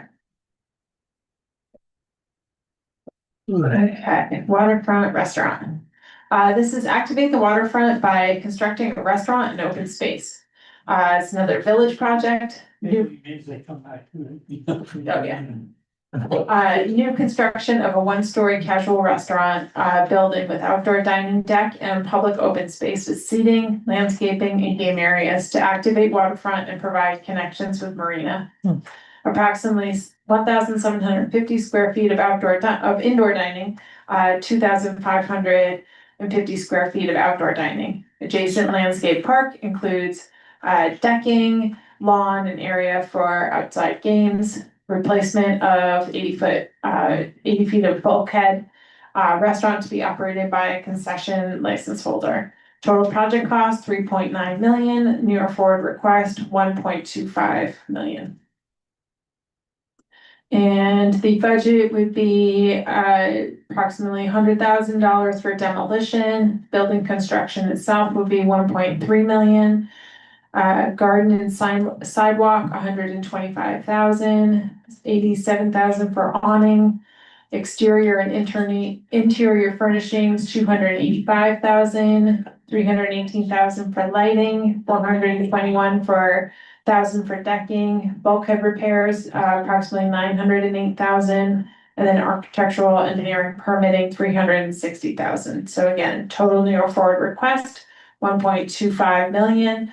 Funding from other sources would be $2.7 million, and then total project cost of $3.962 million. This project scored very well in the from the public, and we had heard back in the very beginning when we did public outreach, there was a lot of interest before this was even announced as being a project of having some sort of commercial development, particularly restaurant over at the waterfront. So 58% said very high that this project would benefit downtown, and additional 15% said high. The LPC said that this was give this a 4.6 out of 5 in terms of hitting state and regional goals, and that it hit 4 of the local goals and 3 of the co-benefits, and 4.9 out of 5 in terms of positive transformational impact. Some of the public comments we heard is the Hudson Waterfront is a greatly underutilized resource the village has. We should do as much as possible to leverage it. Nyack needs waterfront dining. It has been a long time since this location has been properly utilized. And then we also heard, I'm very concerned about adding a restaurant to an already overcrowded and noisy parking lot and catering hall, as well as impact to residents of the adjacent apartment building. This was not in the original proposal, but there was a waterfront development proposal. It was a road pathway or something that was in the original proposal, but the restaurant wasn't part of it, just future for everybody, for the record. It was kind of, I'm just reading, it says, Marina Commercial Center and Pocket Park, building with restaurant, boat businesses and photo service. Oh, wasn't it? Okay, I didn't realize the restaurant was in that. Okay, I stand corrected. I will point out, to be completely fair, there was that grid of the public comments about the project benefits. That includes a lot of, we had what, 240 online comments, which I imagine skewed dramatically in favor of it. It's a very public project, sort of to the general public. We did have, to be completely fair, we had a number of people come from who showed up at the public meeting over at the senior center, who reflected more that third comment about being concerned about the noise and whatnot at the waterfront. And I'm aware of that, and I'm concerned about that as well. I would say that in response, there was a restaurant there for 30-something years, and it was great. And it was great for the people that lived down there. They you know, there were other, I remember when I lived down there was another restaurant that opened up a different, like over on the end of Main Street, that people had a much bigger problem with in terms of noise and stuff, but everybody seemed to understand the River Club was, you know, part of the background. Then it got destroyed kind of by Sandy, and they haven't had anything there since. So I think there's a little bit of like, they've gotten used to whatnot, but we do have problems down the waterfront that are caused by the fact that there's nothing going on down there at night. Right. And I think if there's something going down there at night, then you get a lot less sort of people coming up and making trouble. So I would talk to them if they want to come talk to me about it. I know some of them are here. I'd be happy to talk to them about why I think that it's not, it would not be a negative for the community, for the localized community at the Claremont and some of those houses at the end of Bird, and Maine. But I want to make sure you were aware that there was some public, negativity in the public comments at the open meeting, as opposed to the online comments, which obviously are much more positive. And jumping ahead a little bit, is it fair to say out of the 6 public projects, this would be the highest priority for the village? Yes, and I think and quite honestly, this is the linchpin. This is literally what the forward is about, is something like this. This is revitalizing the waterfront, which is an underutilized resource in Nyack. It's adding a reason to go down there. So it adds a boating element to the it opens up the waterfront to boaters, which we don't have right now. So yeah, I mean, this is I think the most important project we have. That would be my opinion on it. But I'm happy to table it because we said in principle we're going to table all the public projects and talk about them later in context. But I do think this one is different from the others and different from, I think, all the other nonprofit projects, because this is one that has a chance to be transformative for the riverfront area. Yeah. I recognize we're probably gonna table it, but I just wanted to say something now. This is kind of wearing more the Chamber of Commerce hat. I was impressed upon the fact that another restaurant who's here said that another restaurant at the river, even though we have a good number of restaurants, is helpful. It's very helpful.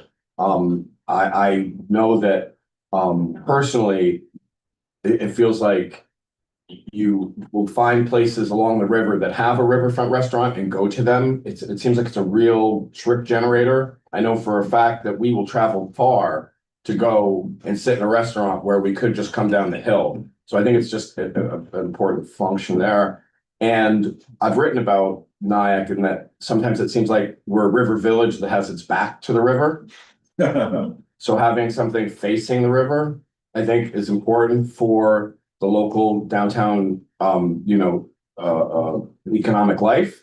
Certainly the comments that are being made about how we integrate that into the village in a way that, because even though if you're generating visits, it can't be in a way that is too disruptive to the people that live here. So certainly I think that the village is going to hear that and operationalize that. But we go to Irvington a bunch of times to go to the Half Moon, and I'd rather spend that money here.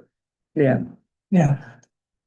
I'd be willing to skip the tabling on this one. I don't know. Whatever. So then, well, let me ask, show of hands of who would like to table it. Okay, show of hands of who would like to include this on the final ballot. Okay.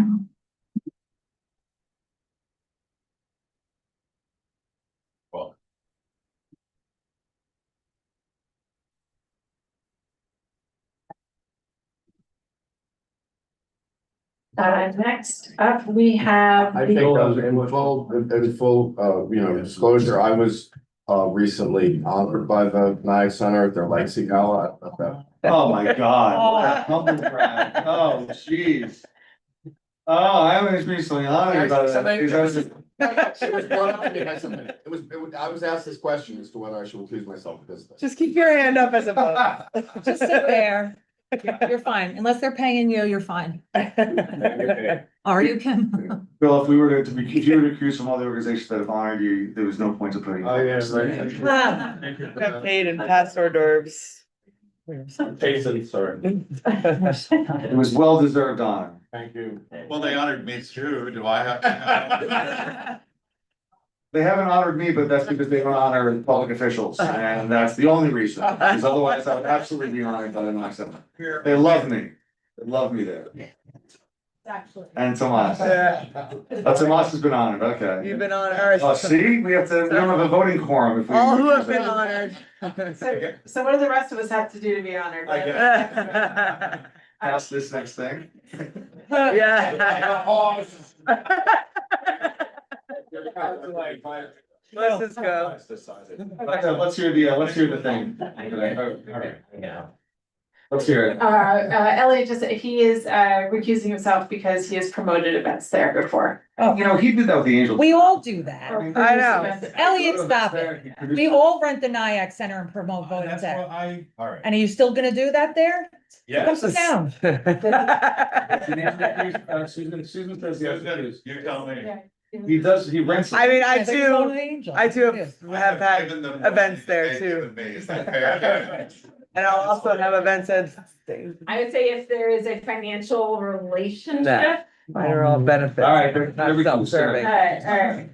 Wanna be on the safe side than the, Yeah, Right true, there. you're right. All right. He just has. Right. That's a movie title. Yes, My yes, gosh. yes. All right, let's hear it. All right, renovate the Nyack Center to enhance use of the auditorium. Modernize the auditorium sound and lighting systems to create professional grade space and outdoor lighting. Renovation of stage, installation of new lighting and sound equipment, interior painting. Renovation of historic light fixtures and installment of new outdoor lighting to illuminate the streetscape and building. Total project cost $153,000. Your forward request $138,000. Let's see, interior lighting equipment and installation is $25,000, another $35,000 for exterior and interior electrical improvements, $50,000 for sound equipment and installation, $25,000 for stage renovation, and $18,000 for interior painting. Again, your forward request of $138,000. Let's see, in terms of the public, this one was also ranked for very high, 39% said very high, 22% said high, and then 26% said gave it in the middle. The LPC had previously said 4.7 out of 5 in terms of meeting state and regional goals, and it hits 3 of the local goals and 4 of the co-benefits. 4.8 in terms of positive transformational impact. Public comments that we heard are the planned upgrades to the auditorium sound and lighting systems, along with restoration of the building's historic fixtures, will greatly enhance the quality and accessibility of arts programming in Nyack. The Nyack Center does so much for our community and we need to take care of it. And then we also heard the Board of Trustees should be more transparent with meetings for the public to give input on what takes place in that building. I'm sorry, I'm so sorry. That's sort of not really about this particular project. Yeah, you know, we're trying to give a range of. That's it's got some serious horns, fingers on. Wait, I'm sorry, wait, what? So that being said, Is that even Amazing. any comments, questions about this project? No. Show of hands of who would like to keep this project on the final slate of projects. Okay.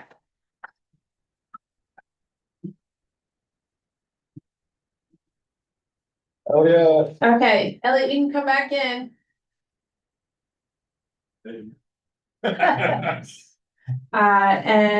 Brooke, I think you're out on this one. And if you could state why. Why? Because I'm the executive director of the Pride Center.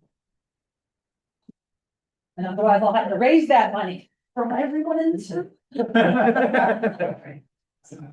That's a. She get it. Threatened us on the way out. So project 11, create a mural on the Rockland County Pride Center to celebrate the history of Nyack.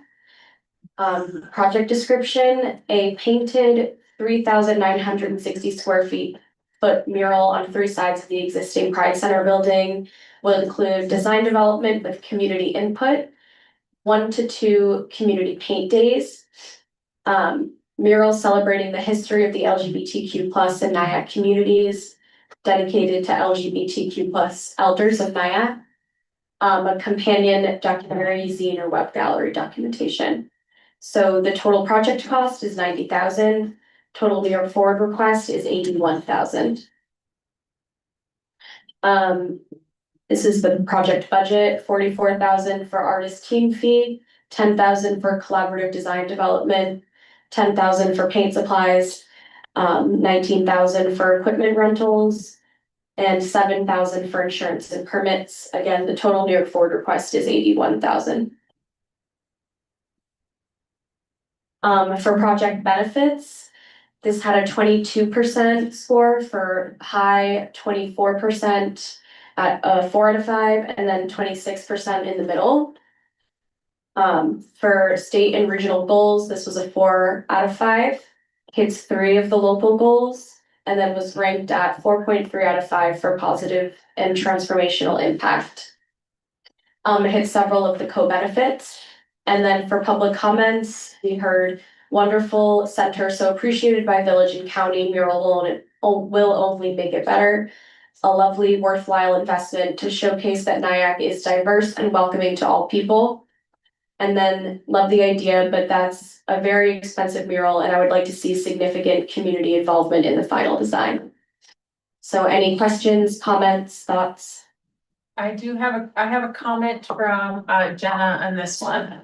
Jenna had commented, at one point, this was referenced as a social justice initiative. Since this project would receive state funding, it's important to ensure that the final design reflects inclusivity and unity within the entire community without being perceived as favoring any particular group. Murals must be a positive and unifying symbol for everyone in Nyack. Who would make the final determination on what is being painted? She did say that she supports it, but she did have that question, and that was one of the questions that we have from the public as well.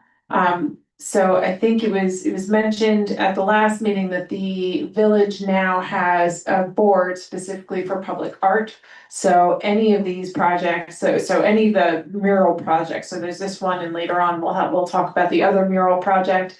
Those would go through some sort of public process. Yeah, the art advisory council, public art advisory group is they don't have the final say on whether a mural gets approved. They are involved in the design process, and they give feedback, and and that, instead of going to like the village board, they go to the architecture, this art advisory council, which is composed of artists. And then when they have a satisfactory, everybody's okay with it, they go to the village board for an up or down. So ultimately, there is a public ability to be able to say to the village board, hey, we don't like this, and put pressure on us to vote it down. And there's also opportunities for the public to get involved when the Arts Advisory Council has meetings about the various proposals that are being bandied about. So there is a lot of public input into it, as well as a lot of artist review as opposed to politician review. I think also Jenna unfortunately was not at the last LPC meeting when the project sponsor had presented this. You guys might have a different feeling. I personally felt that they had indicated a very positive, unifying what they were hoping to accomplish, and also seemed very inclusive. So I'll let you guys discuss that, but that was definitely what I felt that I heard, just to comment towards her. So any other questions or comments about this project? See the budget one more time. In terms of the budget, because that was one thing that we heard also at the public workshop, in reviewing the budget for this project and also for the other mural project, we felt that it was in line. So we just as the consultants don't feel that it's overinflated, because the scope of what they're doing is pretty significant. It's not just a wall, it's multiple. Yeah, it's the entire building, so that's why it's much more expensive than the other one. But in terms of at scale of looking at the other like 3 projects, it seemed to be in line with what they were, their estimates as well. The price per square foot is roughly aligned. Yes, That's the thing. thank you. And I like the fact that the bulk of this actually goes to artists as opposed to consultants or something. Any questions, comments about this one?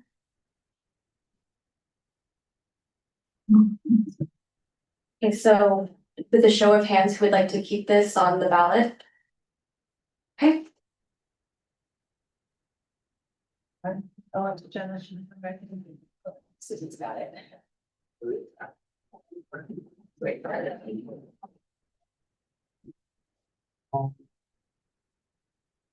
Okay, so project 12, construct a second floor expansion with outdoor dining at Morris Kitchen. This is a private project.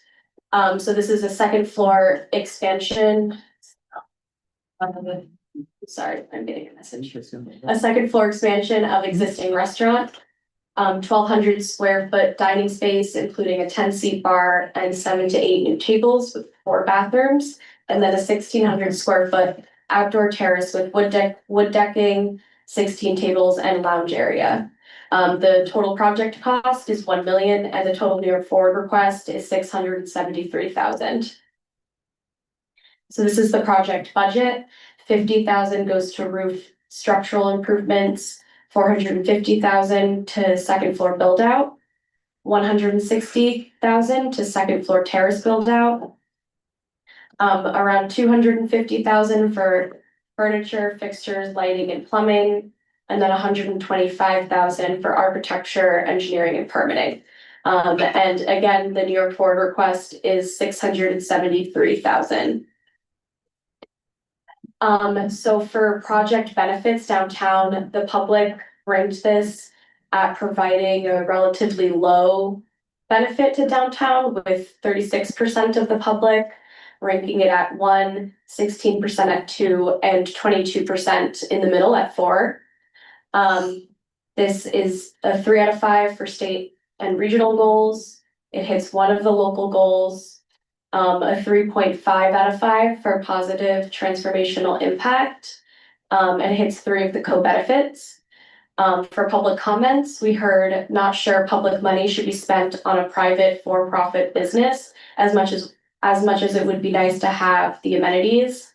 Love Morris and a rooftop there would have a beautiful river view and probably pull in additional people, but this is pretty expensive for one location compared to the other projects. And then we did hear some support. This town needs a rooftop terrace bar. The village thrives on bars and restaurants bringing in people to spend money while the street fair is in off season and shops are closed. And sorry to steal the mic back. We do have comments from this one's from Jenna. She said, though this is a great idea, I do not think state funds should go to this expansion. And then we had also heard from Cheryl on this one. She said, I have struggled with this one throughout the entire process.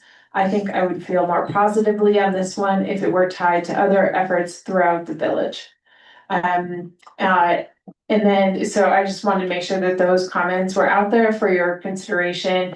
I also do want to note that every year there is usually pushback on private projects in particular, and about the sentiment of whether or not private projects should be funded with state funds. So that is a comment that we hear every year on all private projects. Even some people are like, I love the project, but I don't want to give to a private sponsor. So that's just a typical question that or a comment that we hear. Yeah. Which raises the question, but there's a precedent for state money going to private projects, correct? Yes, and the state I've seen plenty of private projects go through, certainly not all, but certainly, all. Yeah. And the other thing I add is that, like, this process recognizes that it's a mixture of public and private investment that really helps revitalize downtowns. So that is why private projects are eligible, because it is a combination of those. As the chamber, we've gone out to people actually and said for the small project fund that you should ask for state money. So if a project is bigger in scale, I don't think it should be necessarily, looked poorly on for that reason. The Cheryl had a comment, and if she was here, I'd share this with her too, that she wanted to see it have a more village-wide aspect. I would argue that it does because of the recent activity of the owner. And I think I mentioned this last time, but I think it bears repetition that an event was held called Salsa and Sobro. Salsa, Sunset and Sobro. Yeah, so at Sunset, all that alliteration I should remember. Salsa on Sunset on Sobro, and it attracted hundreds of people. And it was also, I think, highlighting a community, a part of this community that is not typically acknowledged and participated as the Latino community. And it was very well attended, and it clearly had a benefit for the retail in that region, and bringing people into the village. And that was something that was done by the business, but it was certainly something that impacted positively all the other businesses in that section of town, and then certainly in the village. So I think that if you look at this on a narrow lens, it could raise some of those questions. But if that was part of this, if people understood that the people behind this request are also doing more broad scale projects that affect more of their neighbors, I think it would be looked at more favorably. Can I ask, has this been scaled down since last we met, or was this the original ask? This is the original ask, but the LPC did not ask the project sponsor to reduce it. We go back to the budget, just to see the. So they're putting in about 35% from under sources. I don't know where that's coming from. Maybe we private, it could be. It's coming from private sources, Private. so that was their own private funds. What was our requirement for private fund? What was our? It was 35%. 35% was our requirement. Okay, so Right. they just mean the requirement of private fund. Okay. The state requirement is 25%, but the LPC had chosen to raise it to 35%, which they have met. So this one I personally struggle with because I love Morris, I love being there.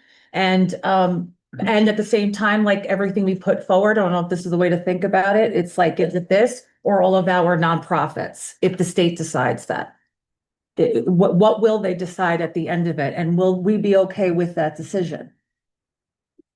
You're saying they approve this, but not. We're not the angel, not Center, not. all the other things, which is, we just have to be okay with however it lands. And know that we could potentially be putting in that sacrifice. And because we'll have to answer to that. I also feel that, I too love Morris and what they do on South Broadway, but this is, something, if they're granted the money, the additions put on, the building could be sold and the profit could be taken off with, in 2 years' time. So I didn't know if there was. So They said they're buying the building. I know, but But what they could what sell it, bought they could could be sell it. sold, and now you're selling a rooftop bar, which would raise significant. That mean, could set a precedent for. Right, for a future thing. That's just another thought, because I don't know. everything's for sale, and that just, it increases the value of their own personal building, and that's just the thought that I. So one thing I will note is that if this project were awarded, there is a 5-year clawback period. That is, within, if the project sells, to make sure that the state is not losing out on its investment. I don't know, Al, if you can speak a little bit more to that. But yeah, so there are some contractual requirements that there is potential for clawback. 5-year thing, yeah, okay. Yes, but However, if there's a clawback, that does not go back to the question that Brooke put forward, that other projects might not get funded. We're not gonna go back to the nonprofit, one of the. if there was a clawback, would they go back? That money goes back to the state and we never see it. Yeah. This is different than a clawback in say, a case like Regeneron, where there's been IDA money that has been, or benefits provided. And Regeneron is undoubtedly going to have to give a clawback, on things like that. This would be different. Yeah, I mean, it's very much a case by case basis on like what the clawback looks like and things of that nature. There's a lot of factors that are considered. It's not like here's the exact standard. But in terms of, if there were a clawback ever implemented and the money came back, I don't know that we've ever encountered that. Theoretically, I think it would apply the way that it does, is just like then we would go to the remaining list of projects that were unfunded at that point. But yeah, I mean, but then we're also talking about, a lot of time. 3 or 4 years later, those projects might not exist anymore. Right. Yeah. Well, I can only speak about how I, formulate my own vote, but, we're representing not just our sectors, but the village. And I think that what we want to end up with is a mix. It's not all nonprofits, it's not all village, it's not all commercial. It has to be a mixture. And we've removed all the other private projects. And I think if there was a private project that I could personally support, this is the one. This was the best of the private projects without question. Yeah. So Yeah. that's. I mean, I understand that, yeah.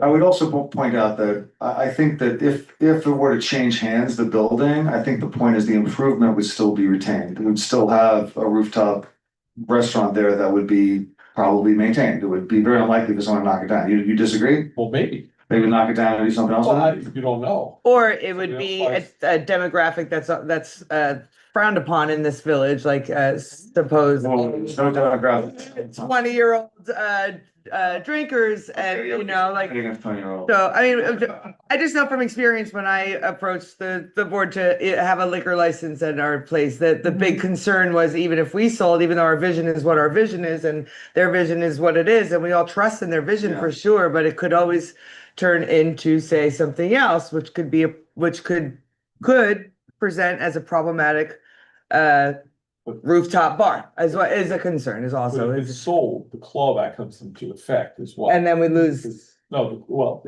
we get the money back. State the gets. state gets it Take it, back. well, technically, it would go to the next. So, right. The money would come back to down the road. There's no.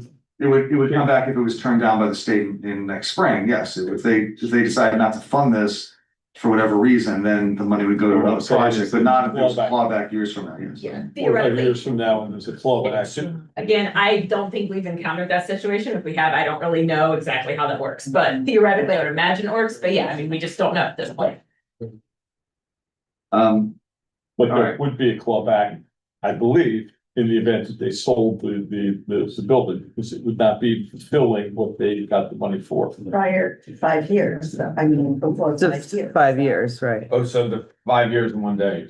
But then that would be 5 years of economic activity of the private projects, economic activity that could be viewed beneficially if you look at it narrowly towards what's on paper. But then I've said that there's a history with this owner of expanding the activity to benefit more people. So for 5 years, we would have that benefit. Right. And I don't, I don't imagine that there's some kind of, Well, it's the danger of any escape private plan project. for 5 years and 1 day. It's kind of like gonna go away 5 years and 1 day. No. I mean, their family's been here, Yes. it's made an extreme investment, it's a family-owned business. We all actually, know the mother, and we did know the father, and we know the son, and I think it's a good project. Why don't, my suggestion would be to table just because we've tabled a couple of the ones that we've had a lot of questions about, and so we can look at them all in separate relief and get the other ones off the board that we know we're gonna be funding no matter what. That'd be my suggestion. Let's come back to this. We can talk about it in light of where we are with the money and where we are with the other projects that were all, a little bit more borderline. So let's do a show of hands of who would like to table the discussion. Right, yeah, Well, okay, I think that's not, okay. We could. No, you have to go back to the village. Okay, next up, we have Connect Downtown Nyack and Boost Tourism with our comprehensive branding, marketing and wayfinding initiative. This is another public project. The village will hire consultants to assess and create new village branding, marketing and wayfinding strategy. Also includes branding, design and templates, design of marketing materials, purchase and analysis of consumer data for our marketing purposes, design and installation of wayfinding signage, including narrative-driven public art. Marketing may include website updates and coordination with Chamber of Commerce. Should I leave? Because you said chamber. No, I think you're okay because didn't we determine that?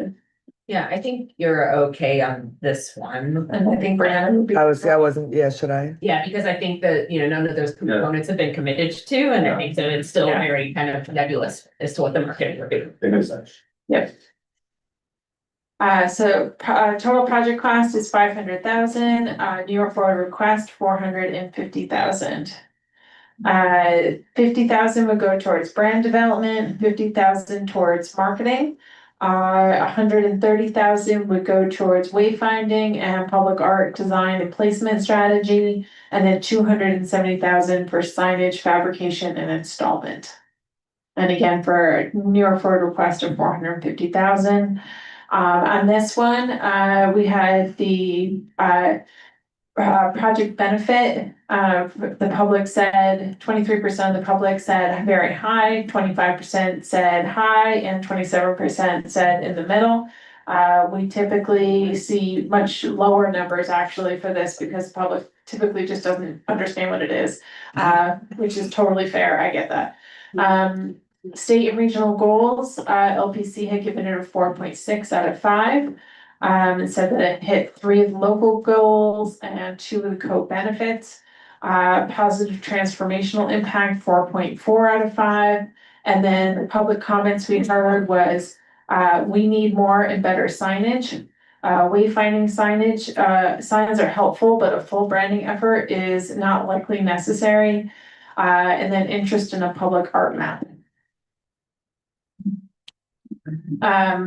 Mixed reviews, many respondents support wayfinding, but are more skeptical about the branding portion of the project. There were multiple comments at the public workshop that expressed interest in a public art map.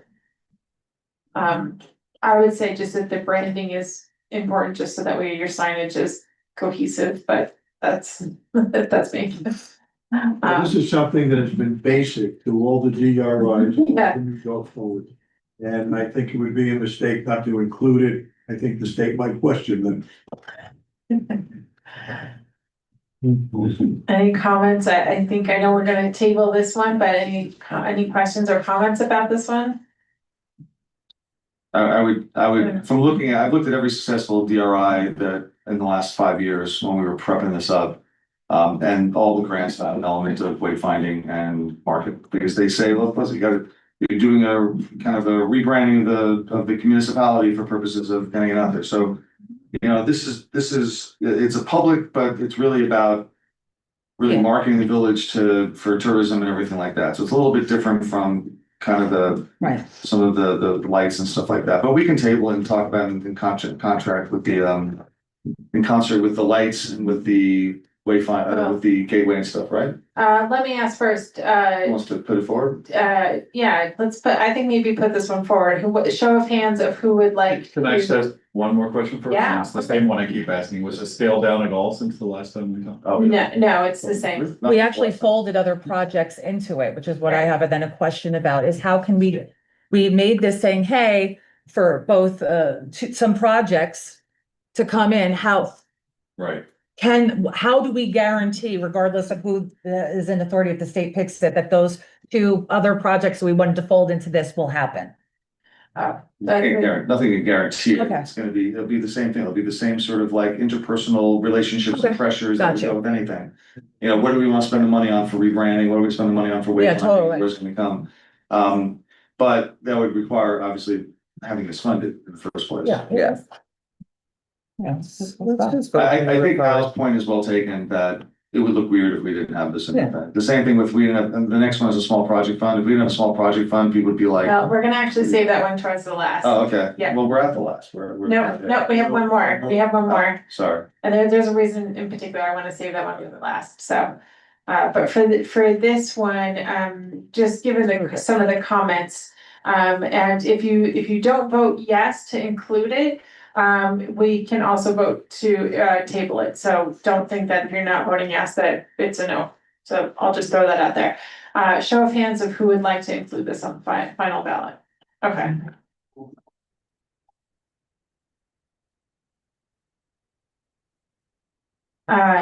Next up is paint murals in downtown to reflect Nyack's unique character. Did we have any? No recusals on this one. Okay. This is from the Hudson Valley Mural Arts. Mural design, community engagement, mural painting, and arts education. Potential sites include Modern Druid, 60 South Broadway, the Parker, 40 South Franklin Street, and DR Pilla at 143 Main Street. They already have letters of like commitment letters from Modern Druid and the Parker, from DR Pilla that I don't believe they have a commitment yet, but they have been in several discussions, so it's not a new thing for them. Total project cost, $89,000, total New York Forward, 94,000. Oh, you're right. Whoops. Okay, total New York Forward, request is 89,000 and the total project cost is 94,000. Yeah. Artist fees, 60,000, program director, 8,000, and assistant educator, 3,000, mural assistant, 3,000, materials and equipment, 18,000, student artist meals on site, is 2,000. I think education was very important to them in terms of their scope. So again, total New York Forward request, 89,000. This one received from the public 31%, said it gave a very high benefit to downtown, 20% said high benefit, and 24% said gave it in the middle. State and regional goals, 3.8 from the LPC, who also said that it hit 2 of the local goals and 2 of the co-benefits. In terms of positive transformational impact, the LPC had said that 3.5 out of 5. Public comments that we heard were more public art in Nyack will attract visitors for our artists, boost the economy while adding color and beauty to the community. And also murals should be well done by respective artists and approved by the public. And we described the process before, which they would also have to go through. And then in terms of our mixed reviews from public comment, we had, there were many that supported, speaking to the impact of murals on beautifying public space and expressing Nyack's value for art. Some others expressed concern that murals will fade and that they should be done by professional artists and go through the architectural review board, which we already know the process. Thoughts about this one? This was also in the original, murals were a part of the original proposal. Correct. I mentioned it at the last meeting that if we have the small fund that calls for murals, to me, it makes sense to recommend that this go for funding through that fund. So there's 2 channels you could do. I mean, you could have this go through along with the small project fund, and then if this doesn't get funded and the small project fund does get funded, then essentially it provides a second option for them. But if you're not convinced that this is right for New York Forward, you could just say, no, it doesn't advance, but it would be eligible for the small project fund if that were to be awarded and if that advances. The first part again, so we could approve this, but also recommend it for the small project fund separately. You wouldn't recommend it for the small project fund. It would just be that if this would actually apply to some of the nonprofit projects as well. And then also to the Pride Center is that if they go through and are on the final slate of projects, but the state doesn't end up funding them, then small project fund is almost like a kind of like a second option. Because that doesn't get decided until the state makes its decision on this. Okay. Right, yeah. Yeah, the one aspect of this that is curious is that they only have 2 letters of commitment. So the budget's the full budget for 3, but they only have 2, and at this point, you would wonder why. Well, we did speak to them about that because we heard that was a concern. And they said that they have been in touch with other building owners. So they identified these 3 particular for the grant, but that they are hoping to expand and do more murals, that they are hoping that these are not the only 3 that they do. And they said that they felt that they had enough other owners, building owners who were interested to fall back on, that if the DR Pillar fell through, since that's the one that they don't have a commitment from, that they would be able to come up with other buildings. So that's what they indicated to But it us. feels like a rolling kind of fishing process to find one, and then also just, it would be, yeah, and more. But I mean, they can do murals, because there's a process for people to do murals, but murals from this fund, especially because we're making these hard decisions on set projects. So now to give like an open period of time for a project that has not congealed to expand seems unfair to. I've worked a lot with this group. My understanding is that, I mean, Dominic is probably just crossing T's, dotting I's extensively, because he's been very much in favor of doing something in this place. But your point's well taken, that they haven't got it locked in. It is also, I think, well taken that, I mean, the small project fund specifically anticipates doing murals. On the other hand, I'm partial to this project, and I would probably vote to approve it, just simply because it was in the original, it's not a lot of money, and it was in the original proposal, and I think we've approved the mural for the Pride. And I feel like, I don't know how we would distinguish the Pride from this in terms of there being, you know, I think murals are really worthwhile. Murals are right in the wheelhouse of this grant. Yeah. This is exactly, this grant's designed to do exactly things like this. So but I could understand why people would say, well, you know what, it's really what they've really done is taken 3 small project fund projects and they've put them together into one project that would meet the threshold for the forward. That's a fair point. Now, I'm not saying that they shouldn't have a mural, and I think they came to the right place, but should it be a small fund, or should we do all 3? Those are the questions I'm asking. I'm not saying I don't want to see them funded. No, I understand. I'd like to think you thinking For that. the record. But in the small fund, then, we're trying to cap, Yeah, I don't know if this is. Would we like to table this one and talk about the small project fund first and then come back to this one? Or are we feeling like we can make a decision? Maybe I'll do a show of hands of who would like to move this project forward right now. 1, 2, 3, 4. I think it's split, so maybe we table this one. Table it is. Okay.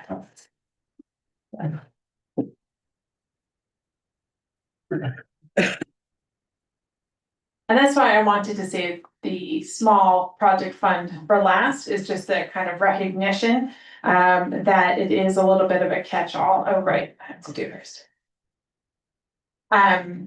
So this is the last one, improve and restore downtown buildings with a small project fund. Create a fund dedicated to small business assistance and capital improvements, open to owners of commercial and mixed-use properties within the Nyack, New York Forward area, plus tenants with permission from property owners. Can fund interior and exterior building renovations for commercial or mixed use, upper story residential improvements in mixed use buildings, business assistance such as permanent commercial machinery and equipment, soft costs for capital improvements, architectural engineering, etc., public art such as murals. Co-investment approach, so grants up to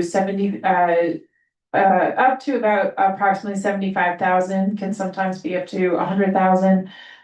Recipients required to contribute 25% of the total cost.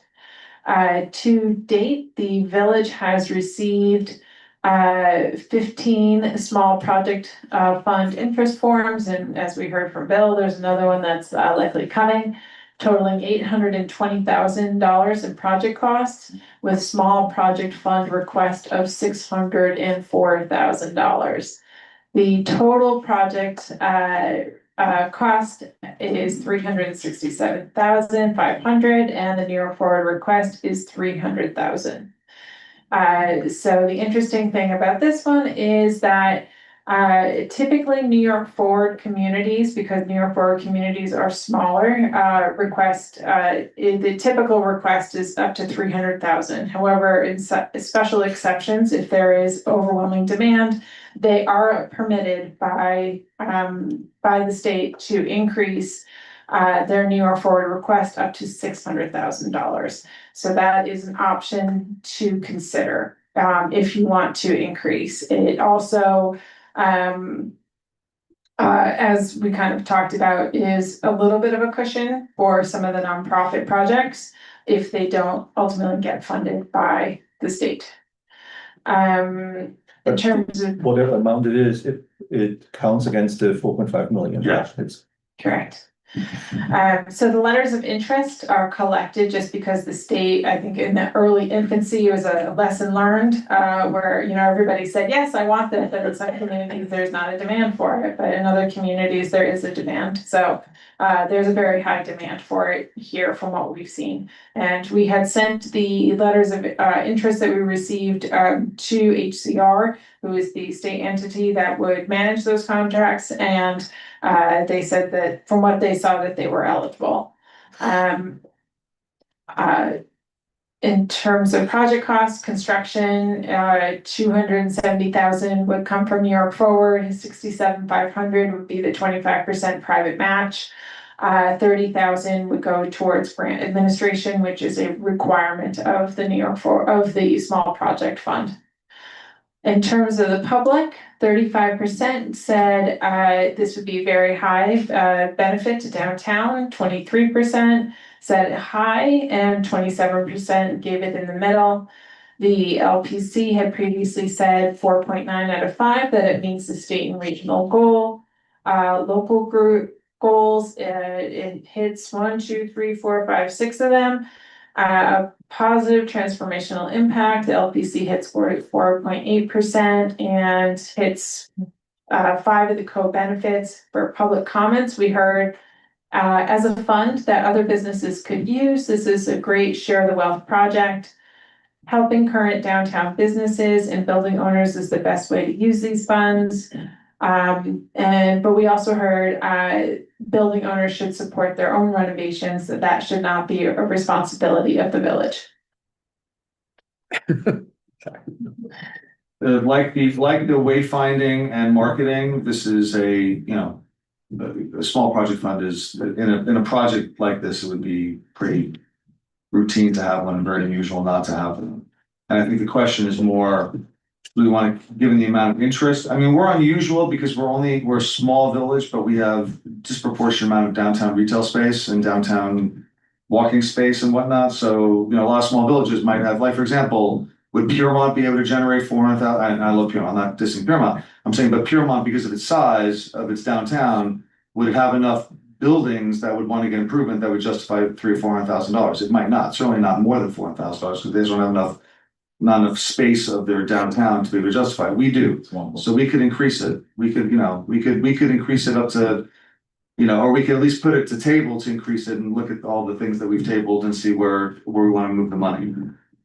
There is, so the LPC, and we've seen similar things to this before, you can put certain conditions upon it. So if there was an interest in increasing it, but you were concerned that it would just be only public murals and would, end up not funding other things, you could put a certain percentage on things like recommended conditions. Recommended, thank you, yes. A recommended condition upon it.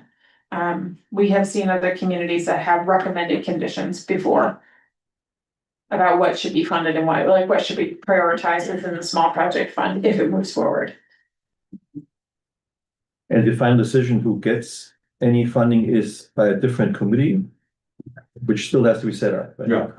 Can't have public officials on. It's not the LPC. It's not the LPC. It is not the LPC. It may include an LPC member. I don't know. That's something that's set up once the fund is awarded and established. Who sets it up? That would be set up by the village. Because the village is the project. So the sponsor. trustees would appoint. We would, the trustees are, I don't know. Or the We mayor. could appoint, I think I would appoint, they would approve, I believe so. but I'd do it in collaboration with them, but none of us can be on it. Right. No elected officials. I have a question. You said 25% in this. Is that for business, but then 5% for or whatever the percentage for nonprofits? No, it's 25% across the board. Across the board. Yeah, In the small project. correct. What was the ask again? Was it double? For now. I'm sorry, the interest, the applications and the interest Oh, yeah. number was up to. Their interest was a small project fund request of 604,000. The small project fund, the total project cost was 820,000. So there's already 600,000 requests for. The demand is higher Yes. already, yeah. Yes, And then from 15, for 15, maybe 16? potentially I 16. didn't know that number. Or if we decide to move the murals into that, 17. with something to consider, yeah. $40,000 a piece average, 600,000 divided by 15. And there was a lot of, there were a lot of smaller ones, but then there were also a couple substantial, like, there were a couple like requesting 100,000, and then there were some that were really small requesting like 5,000. So it's kind of all across the board in terms of requests, and then there's like a handful that was 30,000 everywhere, anywhere there, everywhere in between. And just clarify our responsibility, we're not gonna go through each one of these. No, So we're just deciding whether there should be a fund sure, How much? and how much it should be, yeah, and that's not a cap. 600,000 is the cap.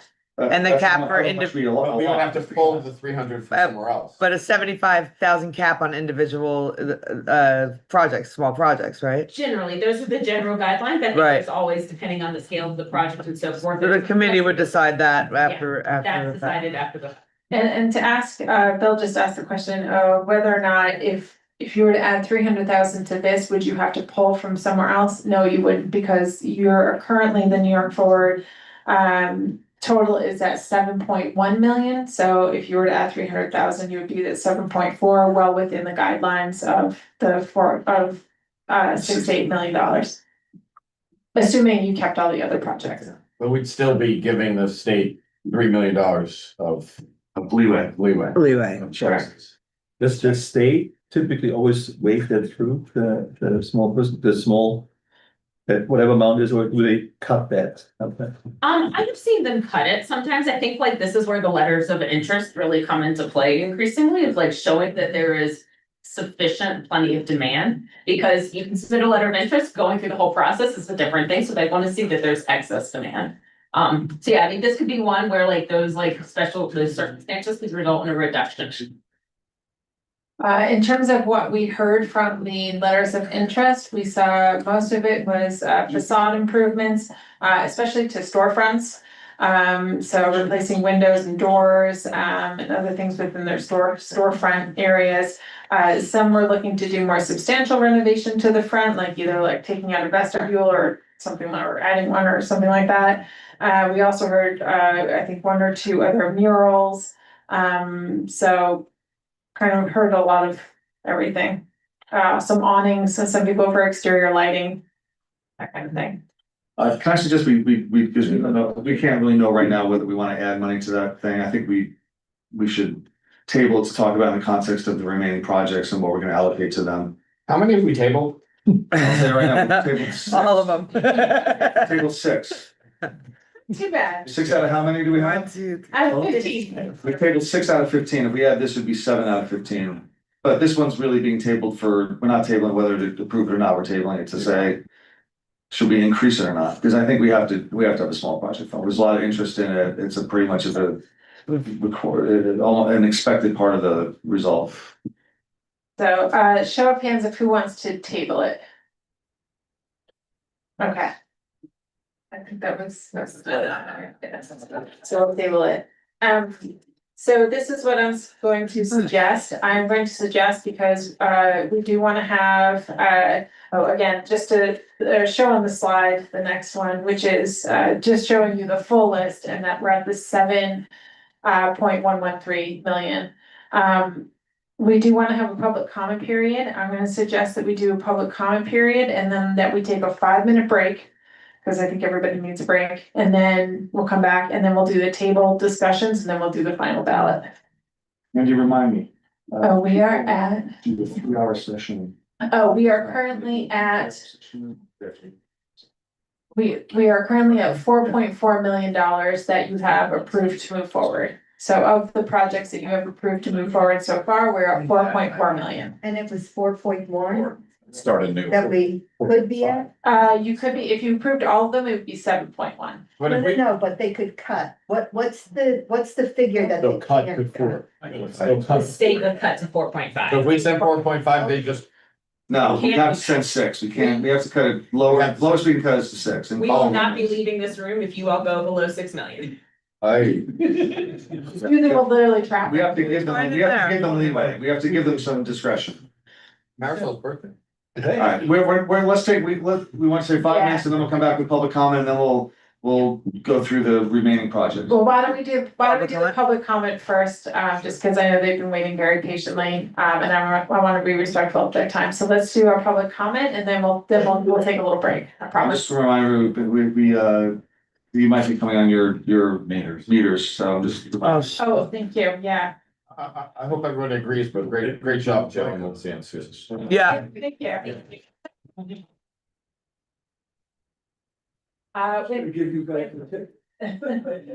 With that, let's open it up to the public comments. Yes.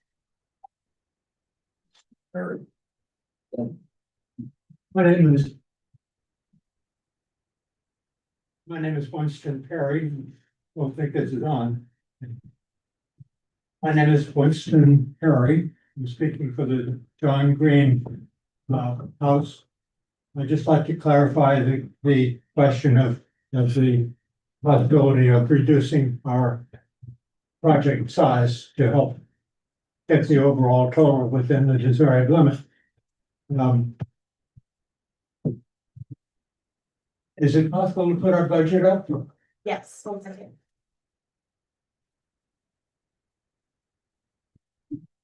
Each of the items in our budget estimate, those 6 items as potential separate construction contract, but they are listed in the order in which they should be done.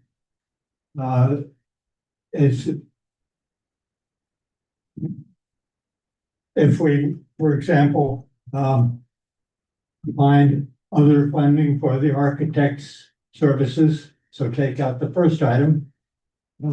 Worst case scenario, if you can only approve one of our items of work, that would be the east wall, which is listed at $194,000. Or if there is leeway to approve 2 of our items, that would be the east wall and the south wall, which you can see is listed at, together, the 2 of them would total $341,000.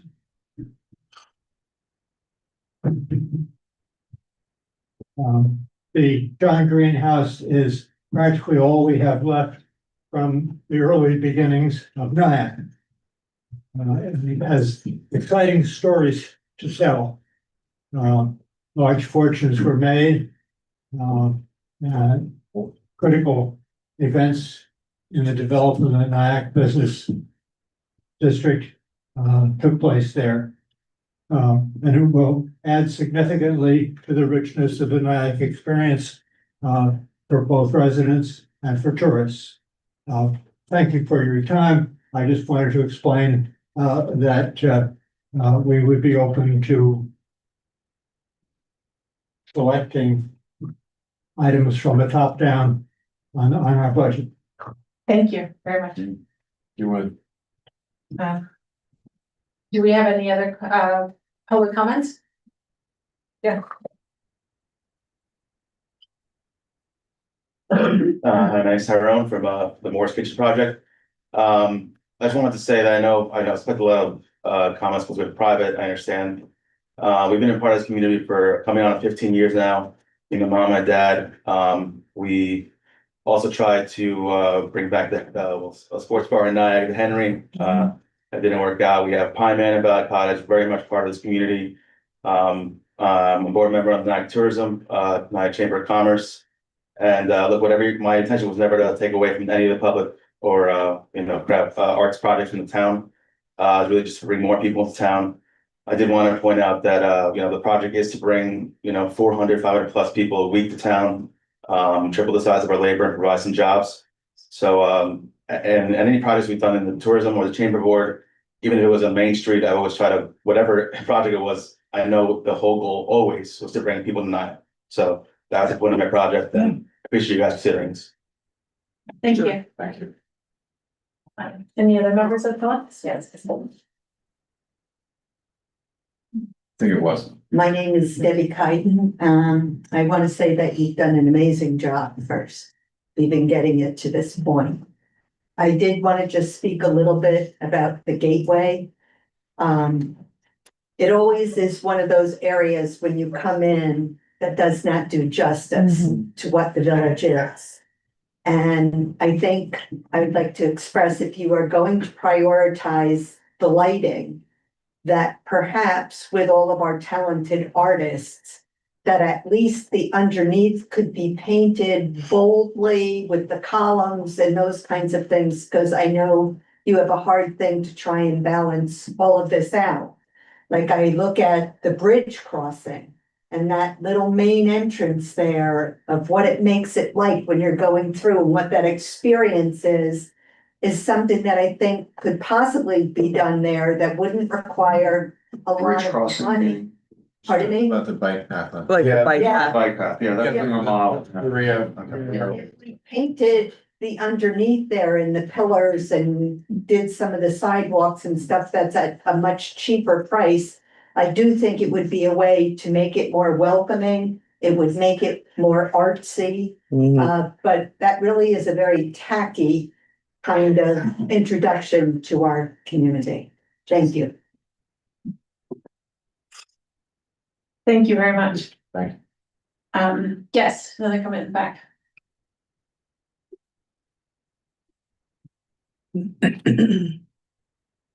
I'm Marge Genther. I'm the secretary of the board for the Edward Hopper House. And I just wanted to contribute some more information about how many people visit the Edward Hopper House.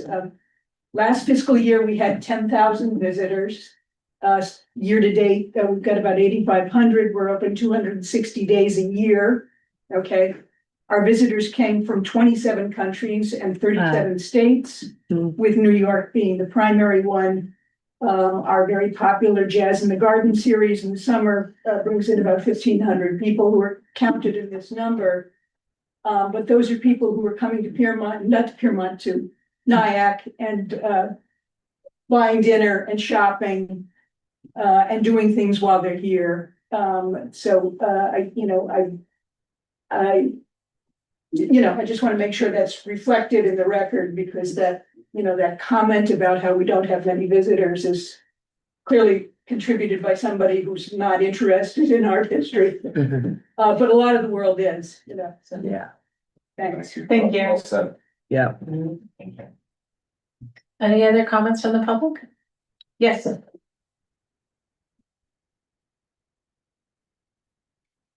I'm Robert Lord. I live in the Claremont.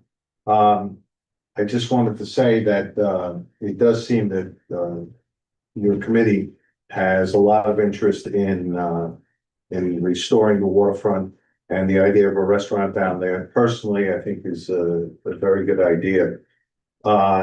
However, there has to be something between Broadway and the waterfront to attract people to come down there. John Green, I think, house, I think is vital to that. And of course, we have to get the number down to one that would be acceptable to the state. And it was already discussed on how that might be reduced. I think that might be a good way to address it.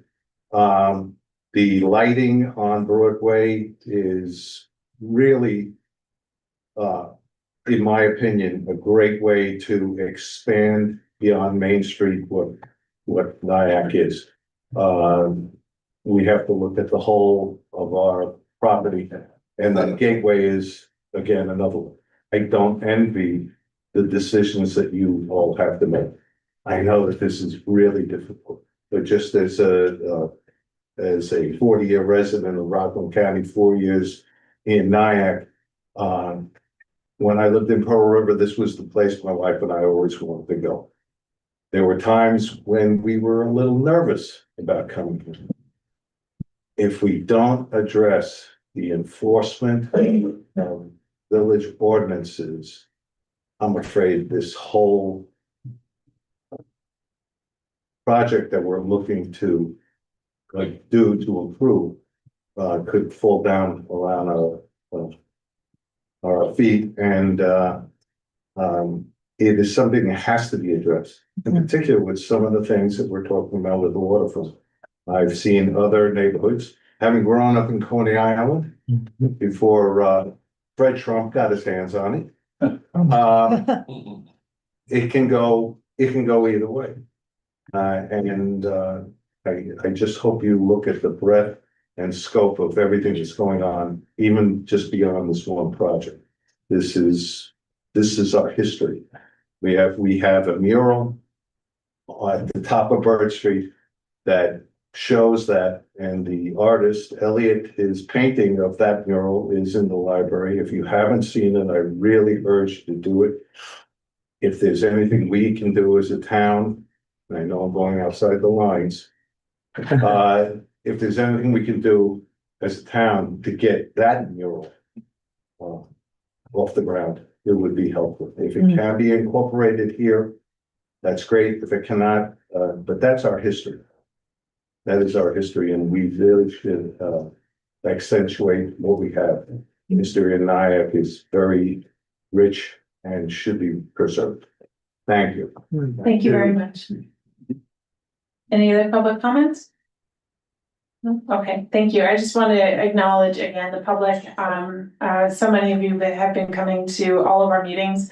And it's always really appreciated when the public is involved. So I just want to say a big thank you to the public for coming and for adding your comments and for emailing us and participating in our surveys, coming to the public workshops and coming to the LPC. I think it makes the process much richer. So thank you. With that, I'm going to suggest that the LPC takes just like a brief, 4 to 5 minute break. So don't go too far. And then we'll come back and then we are going to talk about the tabled projects.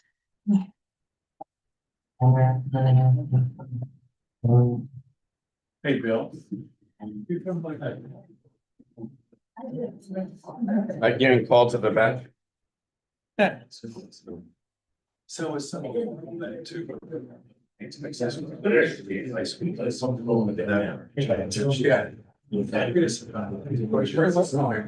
How many of the delivery I told her? Is that 4 now? Let's see. Can I go? I was gonna say, do you want that to go there? That's fine. I think that there was a You moment. need to just because that's not to go there. I'll be back.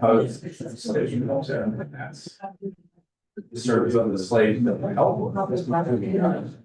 He's a slave. Every slave. Residents, corporations, individuals, families that we know. We opened up the record. No, we opened up the record. Slavery was legal in our state. There's some people, there's some law in it, so I don't know how.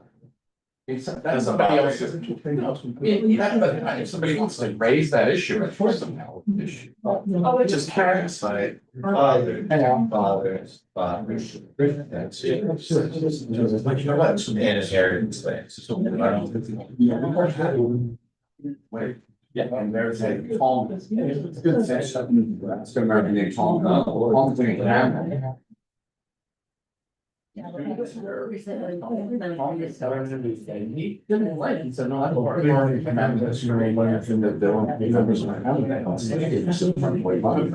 talking about not liking, it's just as important as suggesting.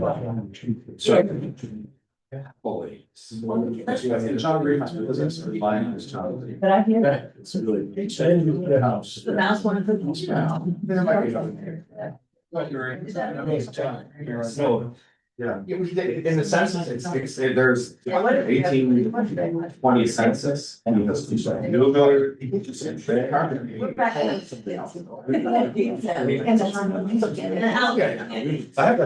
didn't want to bring it public, it was just. He's like, he was Smith, people involved in like. Because they made the terms in 1839, and they're not there. Just those two things, because it goes on where it's not, so I would say dwarfs it all. I would say. Yeah. I'm not trying to use the expression whitewash things, but I just was curious, when my high school got involved in that, about, because it was, I mean, it was. Don't change the name. They were afraid to lose all their league, and I'm like, keep it in high school, but name it after Spike Lee. Everyone thought I was. No, that did not. No pun intended, I might have a minority opinion on this, yeah, but when I said keep the name, not keep the name, but keep the building, some people in the black community. Right, I wondered, I also said, hey. I think all these things become lessons. I mean, the problem with statutes is they become, they're venerated by their very nature, right? And that's different from, or schools, which there's no point to honor. We join names to schools, so they honor. Whereas using the Midas house of the owner house. I went to the school, they graduated from school, and said, I didn't know that it wasn't like, called Robert like this, that was someone. Or they call it, the 60s, because they were saying, yeah, so I didn't want to have like, there was flat, literally, I could see whatever. I think, she said. Good job.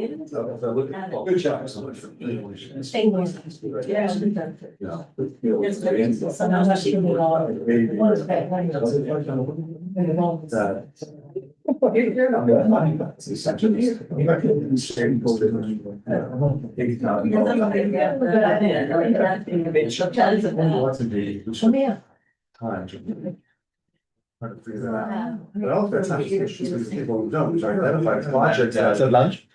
And that would be part of Uptown. This is pre-general. How long was your wait? Not too bad. I'm in, Queens. I'm in like, Western Queens, and so like right near the bridge. You're right. Yeah, so it's an hour. I think it took us like 15 minutes to get up here today. I'm gonna get back. Every day is very different. Yeah. My son studied at St. John's. And there was a really off for you. They could put other. Already, Not further out. I'm in a Victoria, so like last job before that. Yeah. So that's all. Yeah, so it's not so bad. Yeah.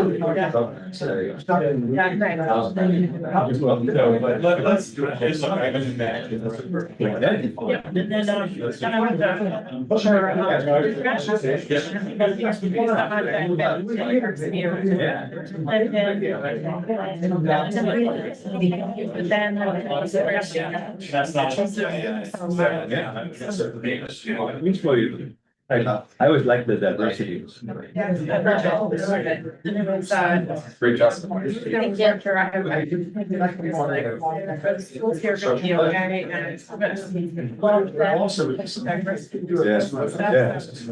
I'll do this in 6 minutes.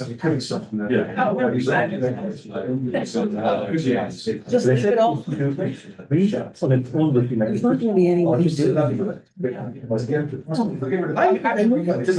I asked that, it's now because Elliot had your first. The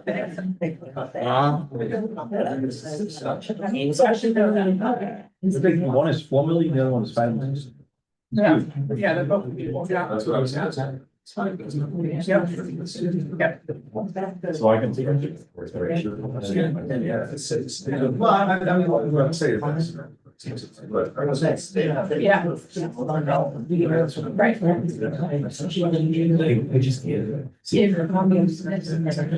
They don't say. Yeah. Right. You have to vote for it. If, he was the actual like horses. Ballot cards, so if by the end of that, then I got a list for. Then.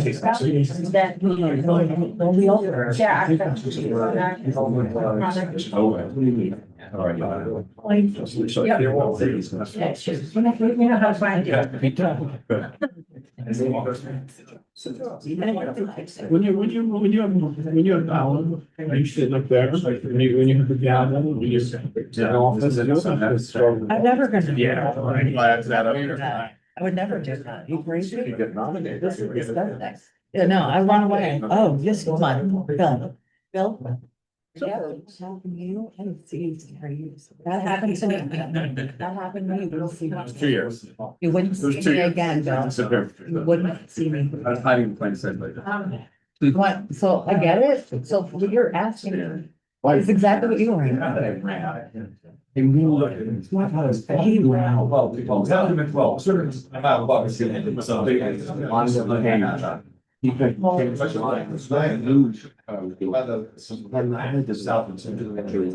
But they split it up.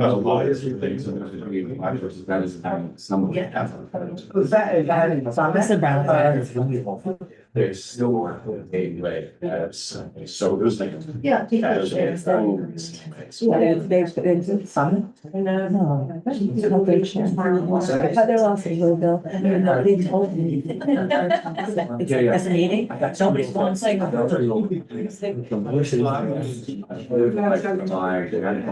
And people on Zoom. Yes. Hours before the board. Nope. And then like. That's why I say no, I would never do that. I saw it happen. Yeah, but you know what? Right. 1,000. Yeah, but I will. Thank you. But we. Because actually not the beginning. But if they say, but if they just, as if they can scare us out, then they can totally. Should be That's why like where we are over here, taking shit from the sun. That's somebody else who's saying that. Let Joe do that. Actually, I love that. I'd like to be a coach. I like boxing coach. You say to your, you say to your. A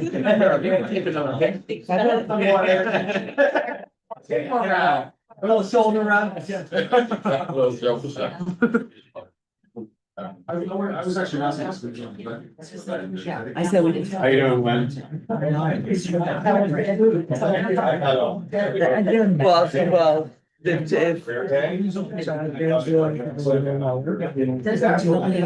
feel like. If we don't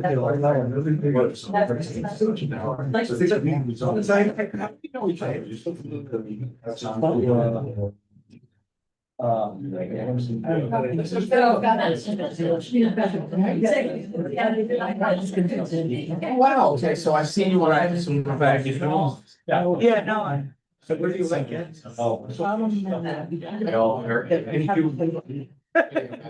Where's your gavel? Where's your gavels? He's stressing. We're too sensitive. You picked all the artists to do this. Yeah, he's sensitive artist. Most sensitive people in Which, by the way, my comment wasn't backed by. I gotta do a benefit. Yeah, guess what you're. A little. Little Effie Harper on Broadway. Produced by Elliot. Just Elliot. Wait, have we done anything yet? Mine was the smallest ask. I was brief. That's why I like me. Oh, it comes late. He's the. You know, let's do I mean, I think it's really the fact, but I think having one. We do want to you know. we do want to do a mid-season, like Maureen's community main stage thing, to keep that rolling. Yeah. All your contributions. Yeah, all your mics are still live. And that Andy Stewart. Live. Right. So. Oh. All right, we are back. I'll tell you later. Yeah, well, remind me. Oh my gosh, was this on live the whole time? Yeah, right in front of me. How many viewers? All right. You don't make. Huh? It doesn't matter. Disclosure is everything. No, when you give him a review. You're on candid camera. What do you think this is? I didn't know what was going on over here. Why do you Oh, think- By the way, it's been on the whole time during your break? Why do you think he put me right here? All right, guys, we're gonna get back to That's this. enough. First, I wanted to, just for, transparency, I didn't realize that Jenna had written comments about most of the projects, and so until like partway through. So some of these we've already decided on, so it won't have any bearing. But I just want to read them out loud just so that you're aware. She had said about for the firefighter housing. She said, while I am fully supportive of any type of affordable housing, especially for our volunteer firefighters, I'm very reluctant with this proposal. If the state contributes funds to this housing project, does the fire department know they are then required to comply with certain state requirements? What is the AMI the fire department is considering? And what would the state require? Do they align? What would the affordability period be? Would there be tracking and reporting required, and who would be responsible for it? And for how long should New York Forward money be going towards a firefighter training facility? So those are just some of her questions. I think some of these were actually answered at the last LPC meeting in terms of like the affordability. They had, I forget how much the rents were, but they had answered those, and we can certainly make sure that some of these questions are answered. As far as Edward Hopper House, she said it's a significant amount of money for a very niche museum. They do a tremendous job at receiving grant funding, and they have increased their visitation through more booking platforms, but I would like to know what percent they contribute to the overall tourism visitation in Nyack, that they would be selected over other establishments that might produce more. I think keeping murals and improving streetscapes should be how we utilize these funds to support arts and culture. And just a comment. For Elmwood Playhouse, she said high cost for a seasonal attraction. Yes, the improvements would help, but they would still be limited on space, and it would not increase the number of shows. Would there be enough return of investment for this to make sense? And then she was fully supportive of Angel Nyack, and then I think after that, we had started incorporating her comments. So I just wanted to state those for the record, just for transparency. And with that, I think first, let's start with, so we have, how many projects are tabled? Six, seven. Let's start with the village projects first. So there are 4 of the village projects are tabled. That is the rezoning, Nyack Gateway, enhance the safety and appearance of the Gateway underpass. We also had the lighting on Broadway, and then we also tabled the small project fund. For consideration of funding amount rather than. John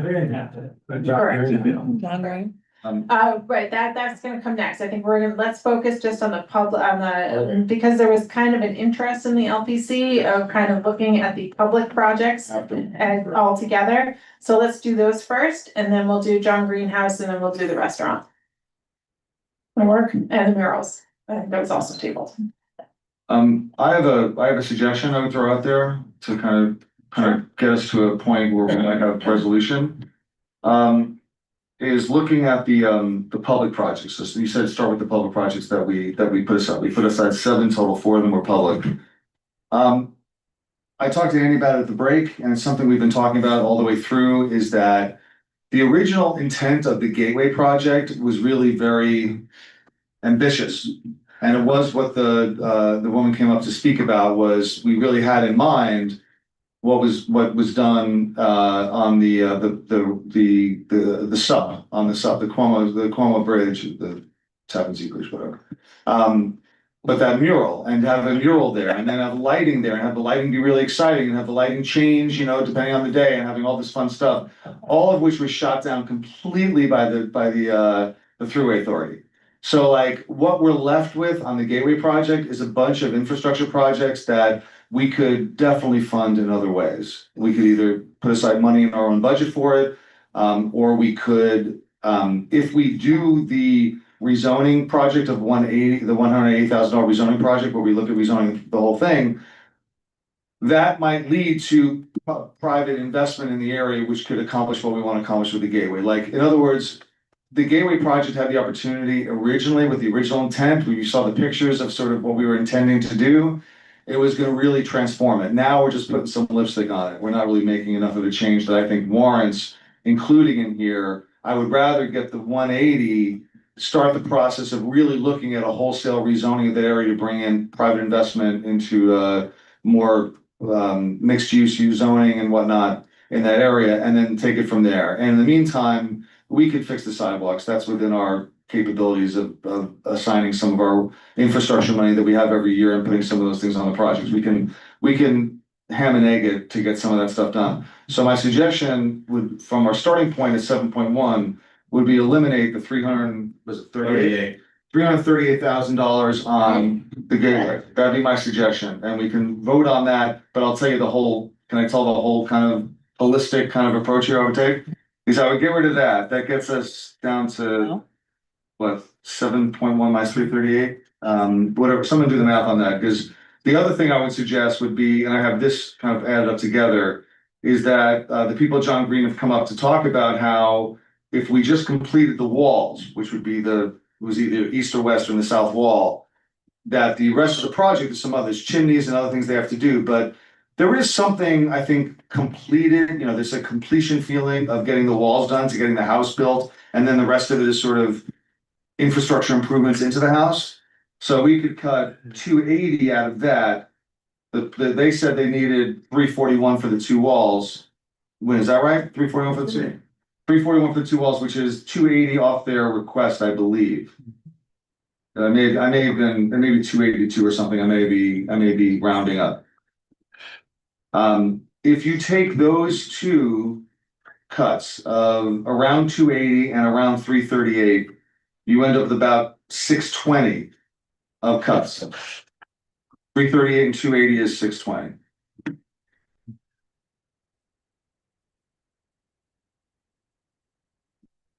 I mean, you can check the math, but we're in the general vicinity of that, which would then get us down to 7.1 minus around 600 would be about 6.5.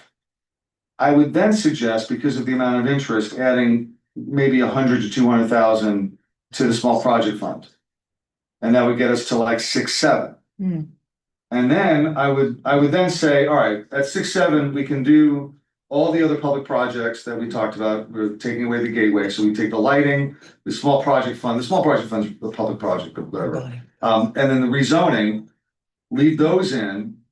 And then I think then we're left with the question of the murals and Mora, and we're at 6.6, 6.7, and we can decide whether or not we want to leave Mora's in and leave the discussion on that, or whether we want to get all the way down to 6.0 and give them the minimum amount that we would give them, or we go to 6.7 and give them the opportunity to let it go to the next step. So that would be my suggestion. Does the math work out? You've been doing the math on the side here? It's like that scene in that movie, Dave. Let me. Yes. So we've got. The accountant, John Groden, Charles Groden. 7.1 minus 338 for the Gateway Underpass.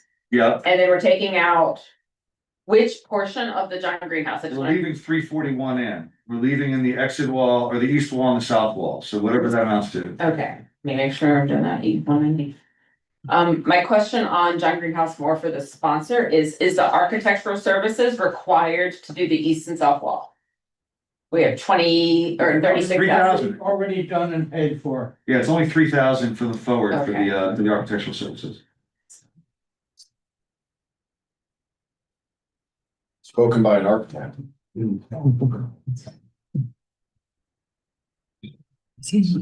All right, and then add, Then take out or whatever, add to the deduction. I'm sorry, where are we now? We're oh, well, now I messed up.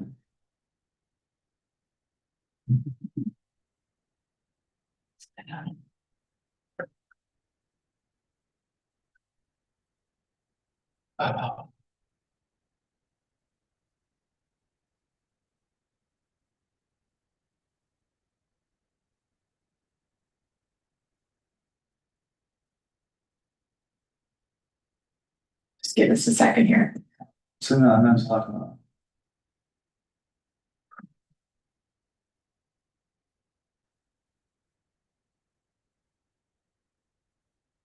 So. All right, so we'll add 341 for John Greenhouse and then add 200,000 for small project fund. And then 200,000 for the small project. or 100 or 200, whatever, we can decide on that, that's. So yeah, if we get up to 200,000, I'm at 6.693. That's if we take out the gateway and we cut the John Green down to the 2 walls. Yeah, And then we add, so give us that before we do the small project fund. Where are we before we just cut? but if you just cut 6.493. 6.5, right, 6.5. And now the question becomes. If we approve all the other public projects, and then the question becomes, if we leave murals, which is 89,000. And I would say leave the murals because there's a difference between the amount of money. The amount of the matching that they have to do on the murals versus doing it on the small project fund. So I would just leave it for 89,000. And the question becomes, do we want to add something for the small project fund? And do we want to take out?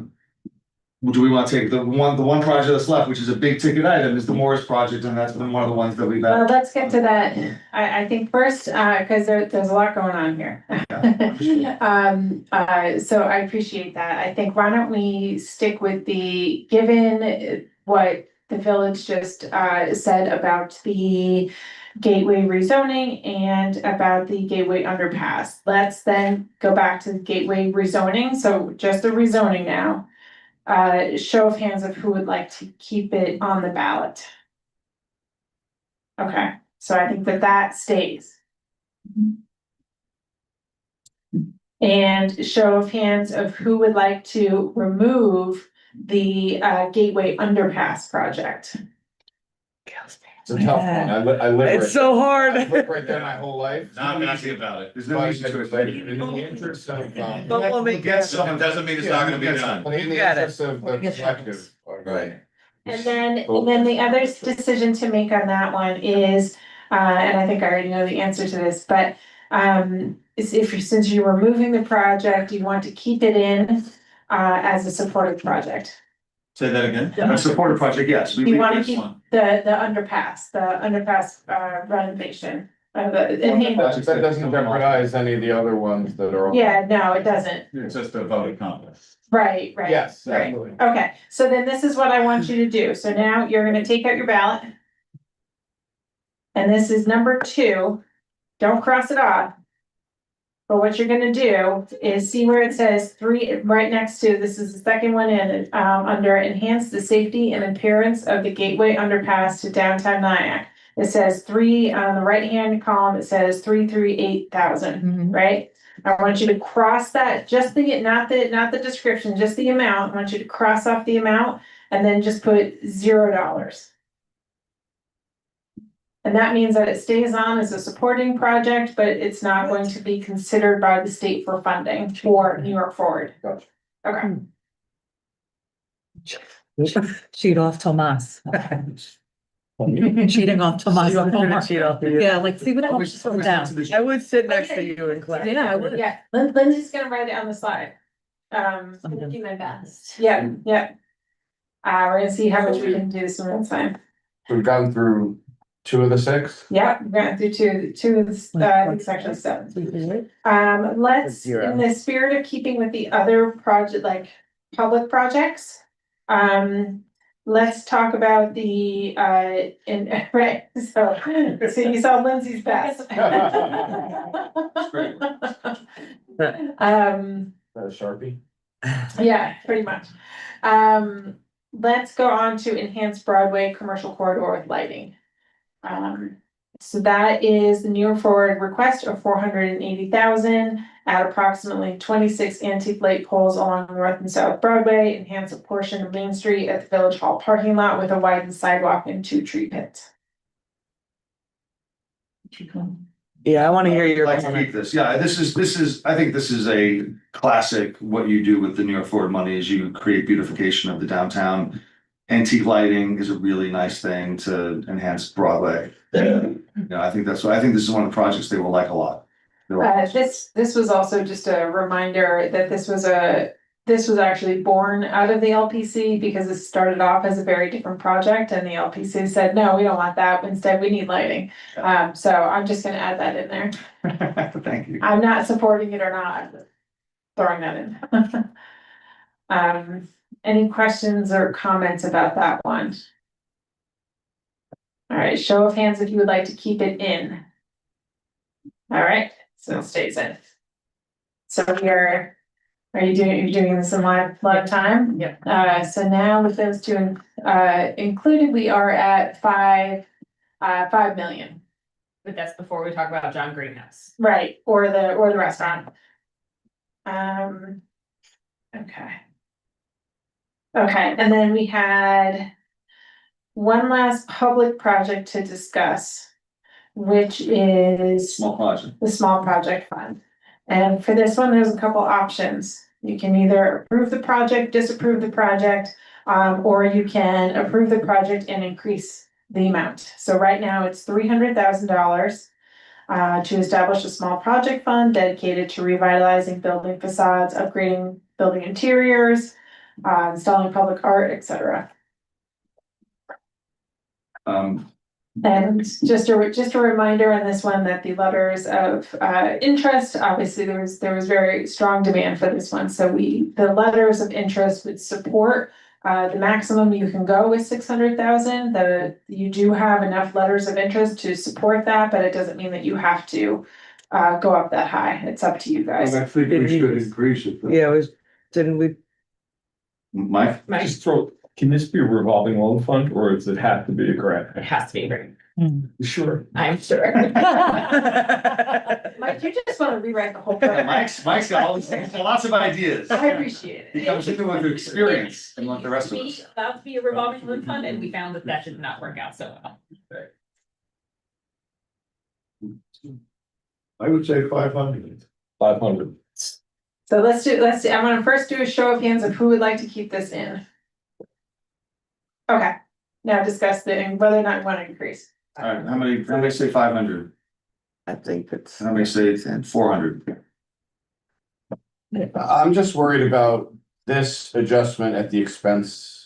I mean, because it seems like there's just, we're gonna vote, I don't wanna vote anybody off the island, I'm sorry, that's. Why don't we do it at 400 right now and we can come back to it? We can come back to it, just leave it right now, put a pin in it? Okay.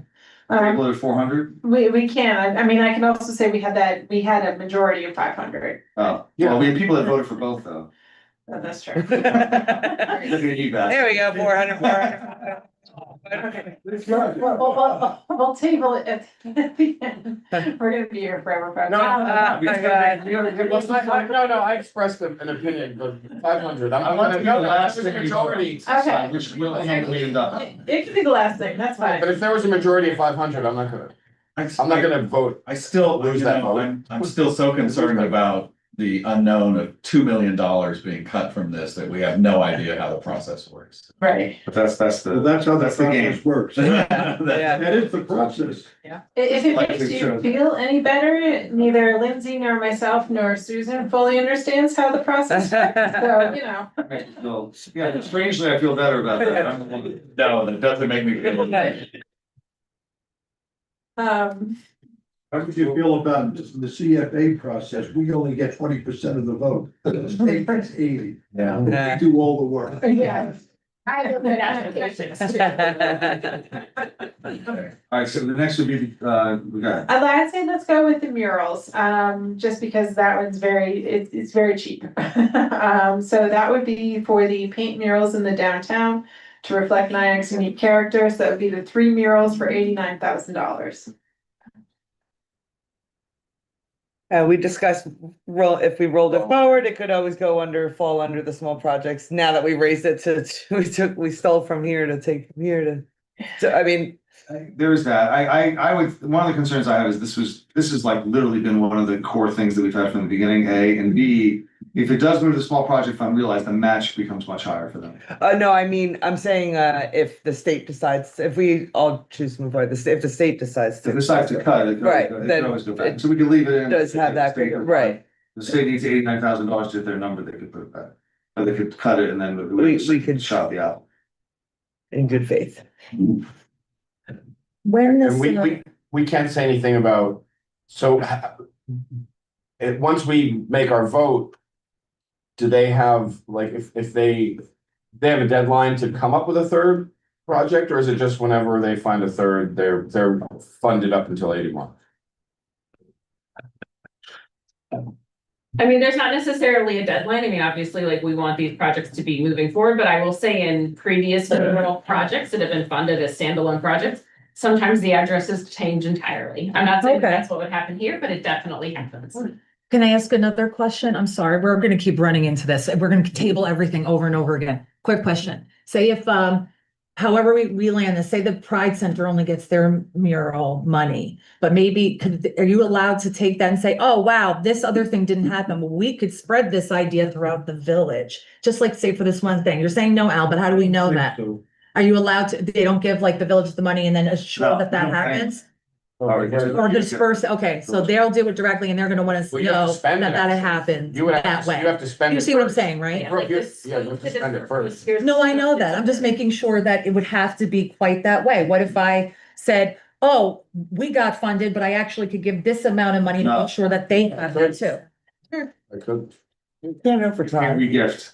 I'm just trying, I'm trying to make sure everybody gets their lighting and things. That's it. Good corporate citizen.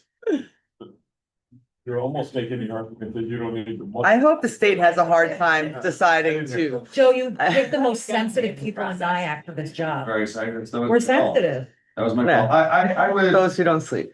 all right, we have to make a decision. It's $89,000, so let's not belabor it too much. My feeling There you is go. we leave it in, the state kills it, it can go back to the small project fund, but I would leave it in for now. I would leave it in for I would vote for it because I think that I think it's an important part of this, A, and B, if we do say no and they go to the small project fund, we're just kicking the can to somebody else to decide it. But we think it's valuable. We think it's a good thing. We like mock murals. I think. Well, we could also just fund two of the things, because they have two commitments. Can we do that? Can we fund less? So then we run into the issue of it being below $75,000, which is the threshold for a standalone project. So fund it for 75. Let's just, oh. Well, Let's fund it for the that seems like.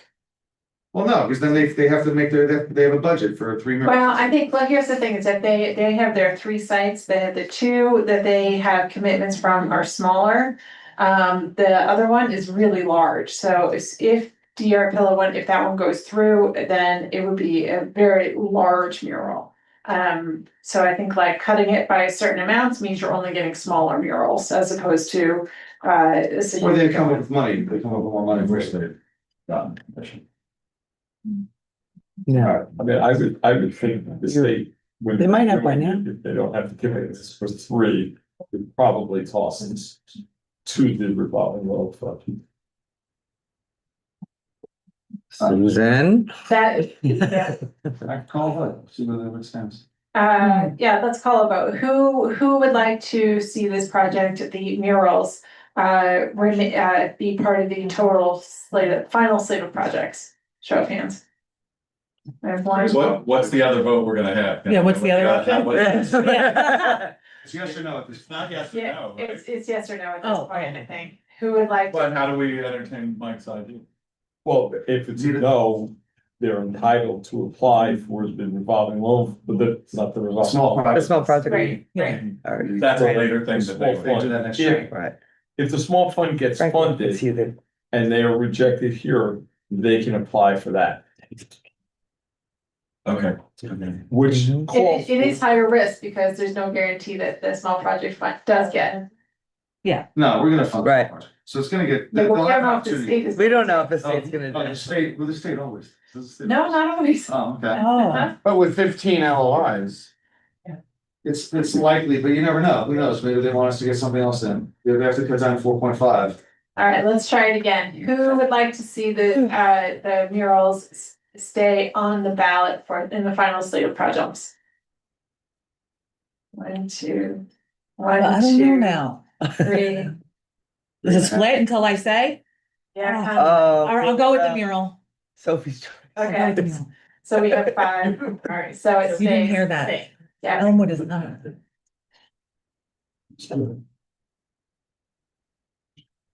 All right, let's go to John Greenhouse. Do you want to pull up the budget on the John Greenhouse?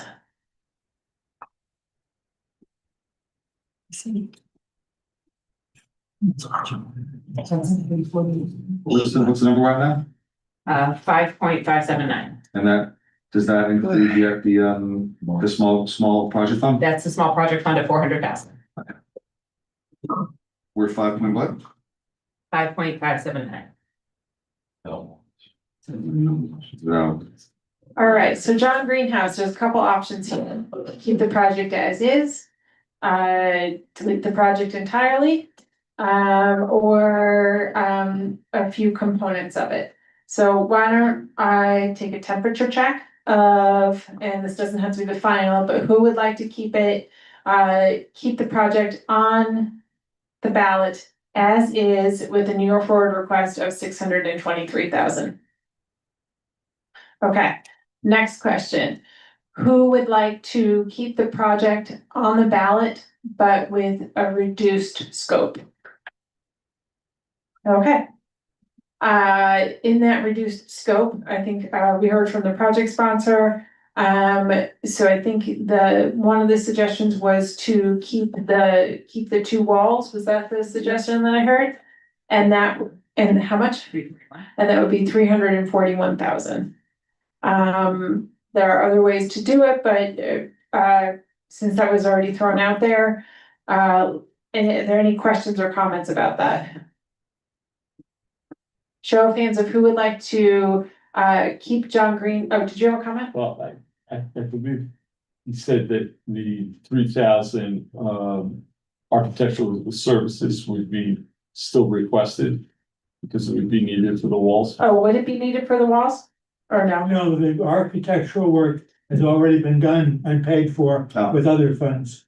Okay, but on this, So it's okay, it's not it says included. requested on. Oh, yeah, it was originally included in here. So I think we would not include it then. Okay, so just 341. It's Yeah. 3,000. The 3,000, oh, yeah. So show of hands of who would like to keep the John Greenhouse, but reduce the New York Forward request to 341,000. All right, 341 for the win. So I want you to take out your ballots. And John Greenhouse is, Page 2. thank you, top of page 2. You're gonna cross out the 623,000. And you're gonna put 341,000. 341? Yep. And then, do they need to amend this as well? To renovate this to include So, and then we're also gonna write this, so renovate the historic John Greenhouse, with, masonry work on the east and south walls.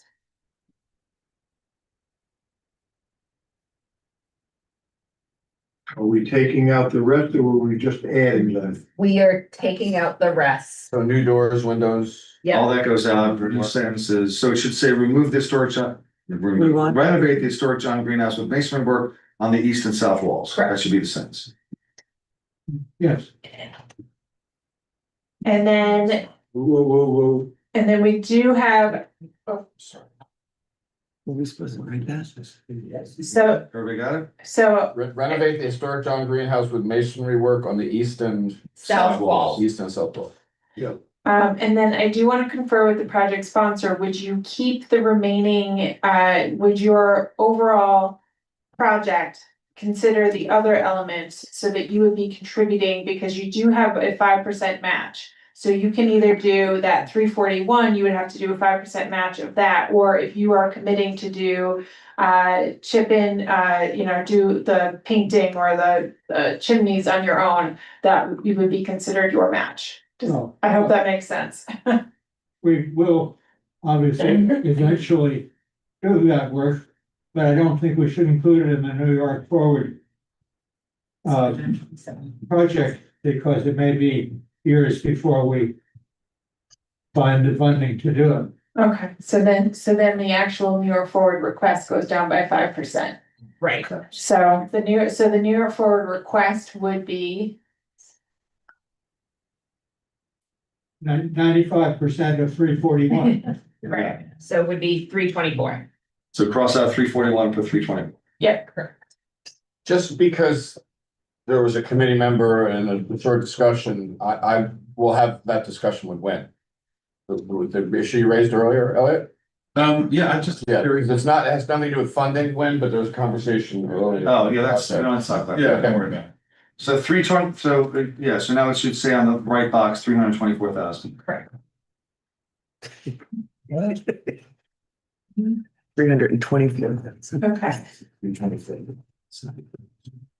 Okay. So what are we at now? So we are at 5.9 million. And that includes the small project fund at 400,000. Okay. Next one is the restaurant. So this is construct a second floor expansion with outdoor dining at Morris Kitchen. The total New York Forward request is 673,000. I'd like to comment on that. Not being in a NIAC, I don't know everything that you guys were talking about earlier, but I do know this. Whoever has a rooftop restaurant in the Hudson Valley is gonna make a fortune, and they're gonna bring a lot of business into the region, into the community itself. And they're gonna provide jobs for people in the community. Bill, you even said, you admitted you go across the river. You know, to get a river view that's appealing to you. And that's a bold statement for you, considering who you are. I believe that people will come from north of us. Clearly, they will come from north of us. They will come to, to that restaurant. And I think that will attract people from other areas as well. Anytime that we can bring people from outside of Rockland into Rockland, and they get a chance to see or experience something different from what they have at home, it benefits the entire community. I think this can do it. And I haven't been to Morris.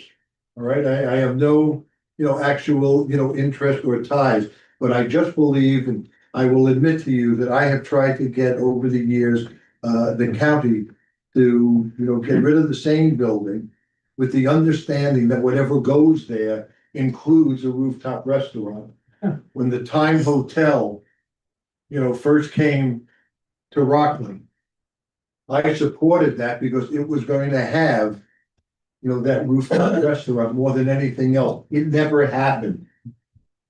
Yeah, just FYI, they've got the zoning for it. They have the zoning for it, but it hasn't happened. It's like, build it and they will come. This is something that really has, at this moment in time, I really think that that would be a tremendous benefit to NIAC with the reputation that you already have for restaurants. And the comments that I absolutely agree with regard to a waterfront, restaurant.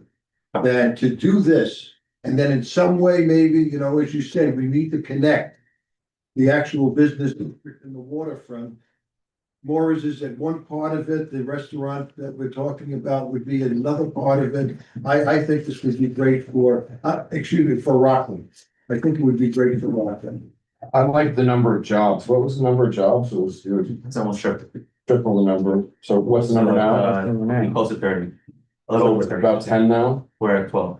That's just Can, if we pass this, through all the way, can we have the total number of the, where we are? If you pass this through, and this is assuming, the small project fund was at 400,000, it would be 6.576 million. So we're right where we need to be, knowing the state will cut $2 million.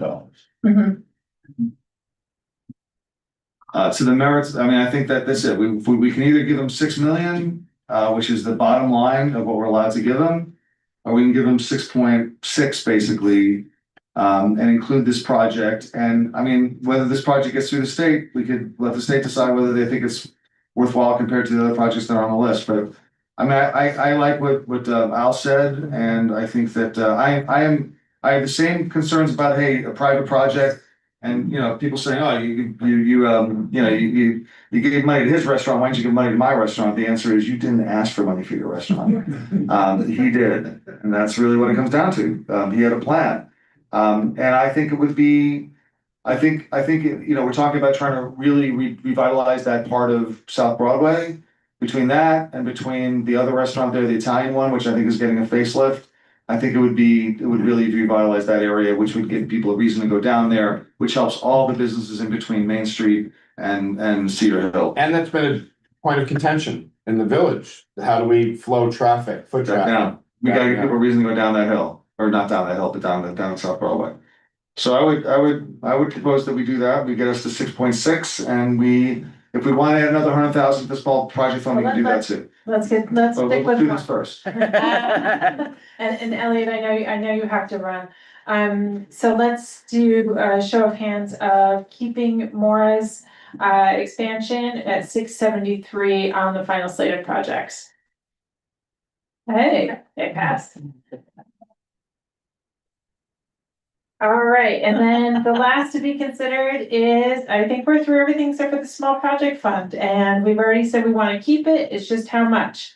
So right now, if we keep it at 400,000, we are at 6.576. And that's with it at 400,000. I thought we voted 5 on the. But The back and forth. Yeah. Okay. Well, let's do it. Yeah, right now. Just yeah, take yeah, 4 or yeah. 5. Yeah, we did that. So here's what we'll make things fun. I want a show of. For you. Exactly, for me. On your birthday. This is from- All right, Birthday is it? This is Are you it. Happy birthday, Susan. We sang. We sang to her. Oh, the hell was up? Was Very that when good. I was recused or before I was late? We do all the fun stuff when Before you were late. The pizza, you didn't see the pizza? Wait, I have to go, we have to go, 500, 400, you can get all the value. Okay, I wanna see a show of fingers. If you want 400,000, you're gonna show 4. If you want 5, you're gonna show 5. If you want 6, you're gonna show 6. If you want 3, you're gonna show 3. So on the count of 3, I want to see a show of fingers, so I'm gonna see where we're at. So we're gonna say 1, 2, 3, shoot. 5. Yeah. 5, 5, 5. Al was like this the whole time. He's not even waiting. 5 it is. So we crossed it. 5 and 5. Oh, so everybody, on your ballot. 5 and 4. On your ballot, I want you to cross off the 300,000, and I want you to write in 500,000. And then we're gonna quickly go over how to actually fill this thing out, because I've been yelling at you all along to not fill it out. So now you can finally fill it out. And What do we put under LPC member name? so this is, so first of all, LPC member name, put your name. Ah, Yes. I guess that. And then the next thing that you're gonna do, if you have recused yourself from any project, please that's where the check mark on the left goes. So if you see in our visual here, that leftmost box, you're only gonna put a check mark there if you had to recuse yourself. So if you're one of the lucky ones and had no recusals, then that whole left column stays blank, but for some of us, won't name any names, Elliot, Bill, those, please put your check marks. And then when you're done with that, The improvement. there is, Small fund, this 500. you know, this top box here that has just 2 little teeny tiny check boxes. Yeah, we did. That is a straight up, that's the most important part. That's a straight up yes or no for the whole ballot. So again, we're not, this particular ballot is a straight up slate of projects that we just agreed to. The top one, yes. Yes, And so, I'm saying yes. I done. And then when you're done, you're gonna sign, and date the very bottom as on the. Sign and date. Yes. Imagine Yeah. somebody checked the second box after all that. Yeah. Who does that? That has it. People that are like. Photos. And it's what? What is it? Yeah. 725. Yeah. And I just wanna say that while you guys are kind of like still working through the ballot, that you guys have been an extraordinary LPC. I've seen, I think, what, 5 of these now? And this might be my top one in terms of the amount of deliberation that you guys put into projects is unmatched. Look at us. And it's. You say that to all the LPs. Oh, no, I don't. Susan can attest to that. Call them. Call the other ones. You can keep it if you want, give it back. Whatever, it's yours. Thank you. All right, thank you, everybody. Nice to meet you. Oh, Good job, everybody. Wait, I know, but I need to. hold on. I think we have a cake for a celebration. Oh. All right, 2.5. Off to go, yeah, I got it. It's actually not for your birthday. Oh, good. Yeah, the mayor was gonna do it, anyway. Oh, what? Okay, good. It's my birthday, so wish you happy birthday. That's great, any way I could help. No, Marisol. All right, and Angel. By the way, congratulations. Good job. Thank you.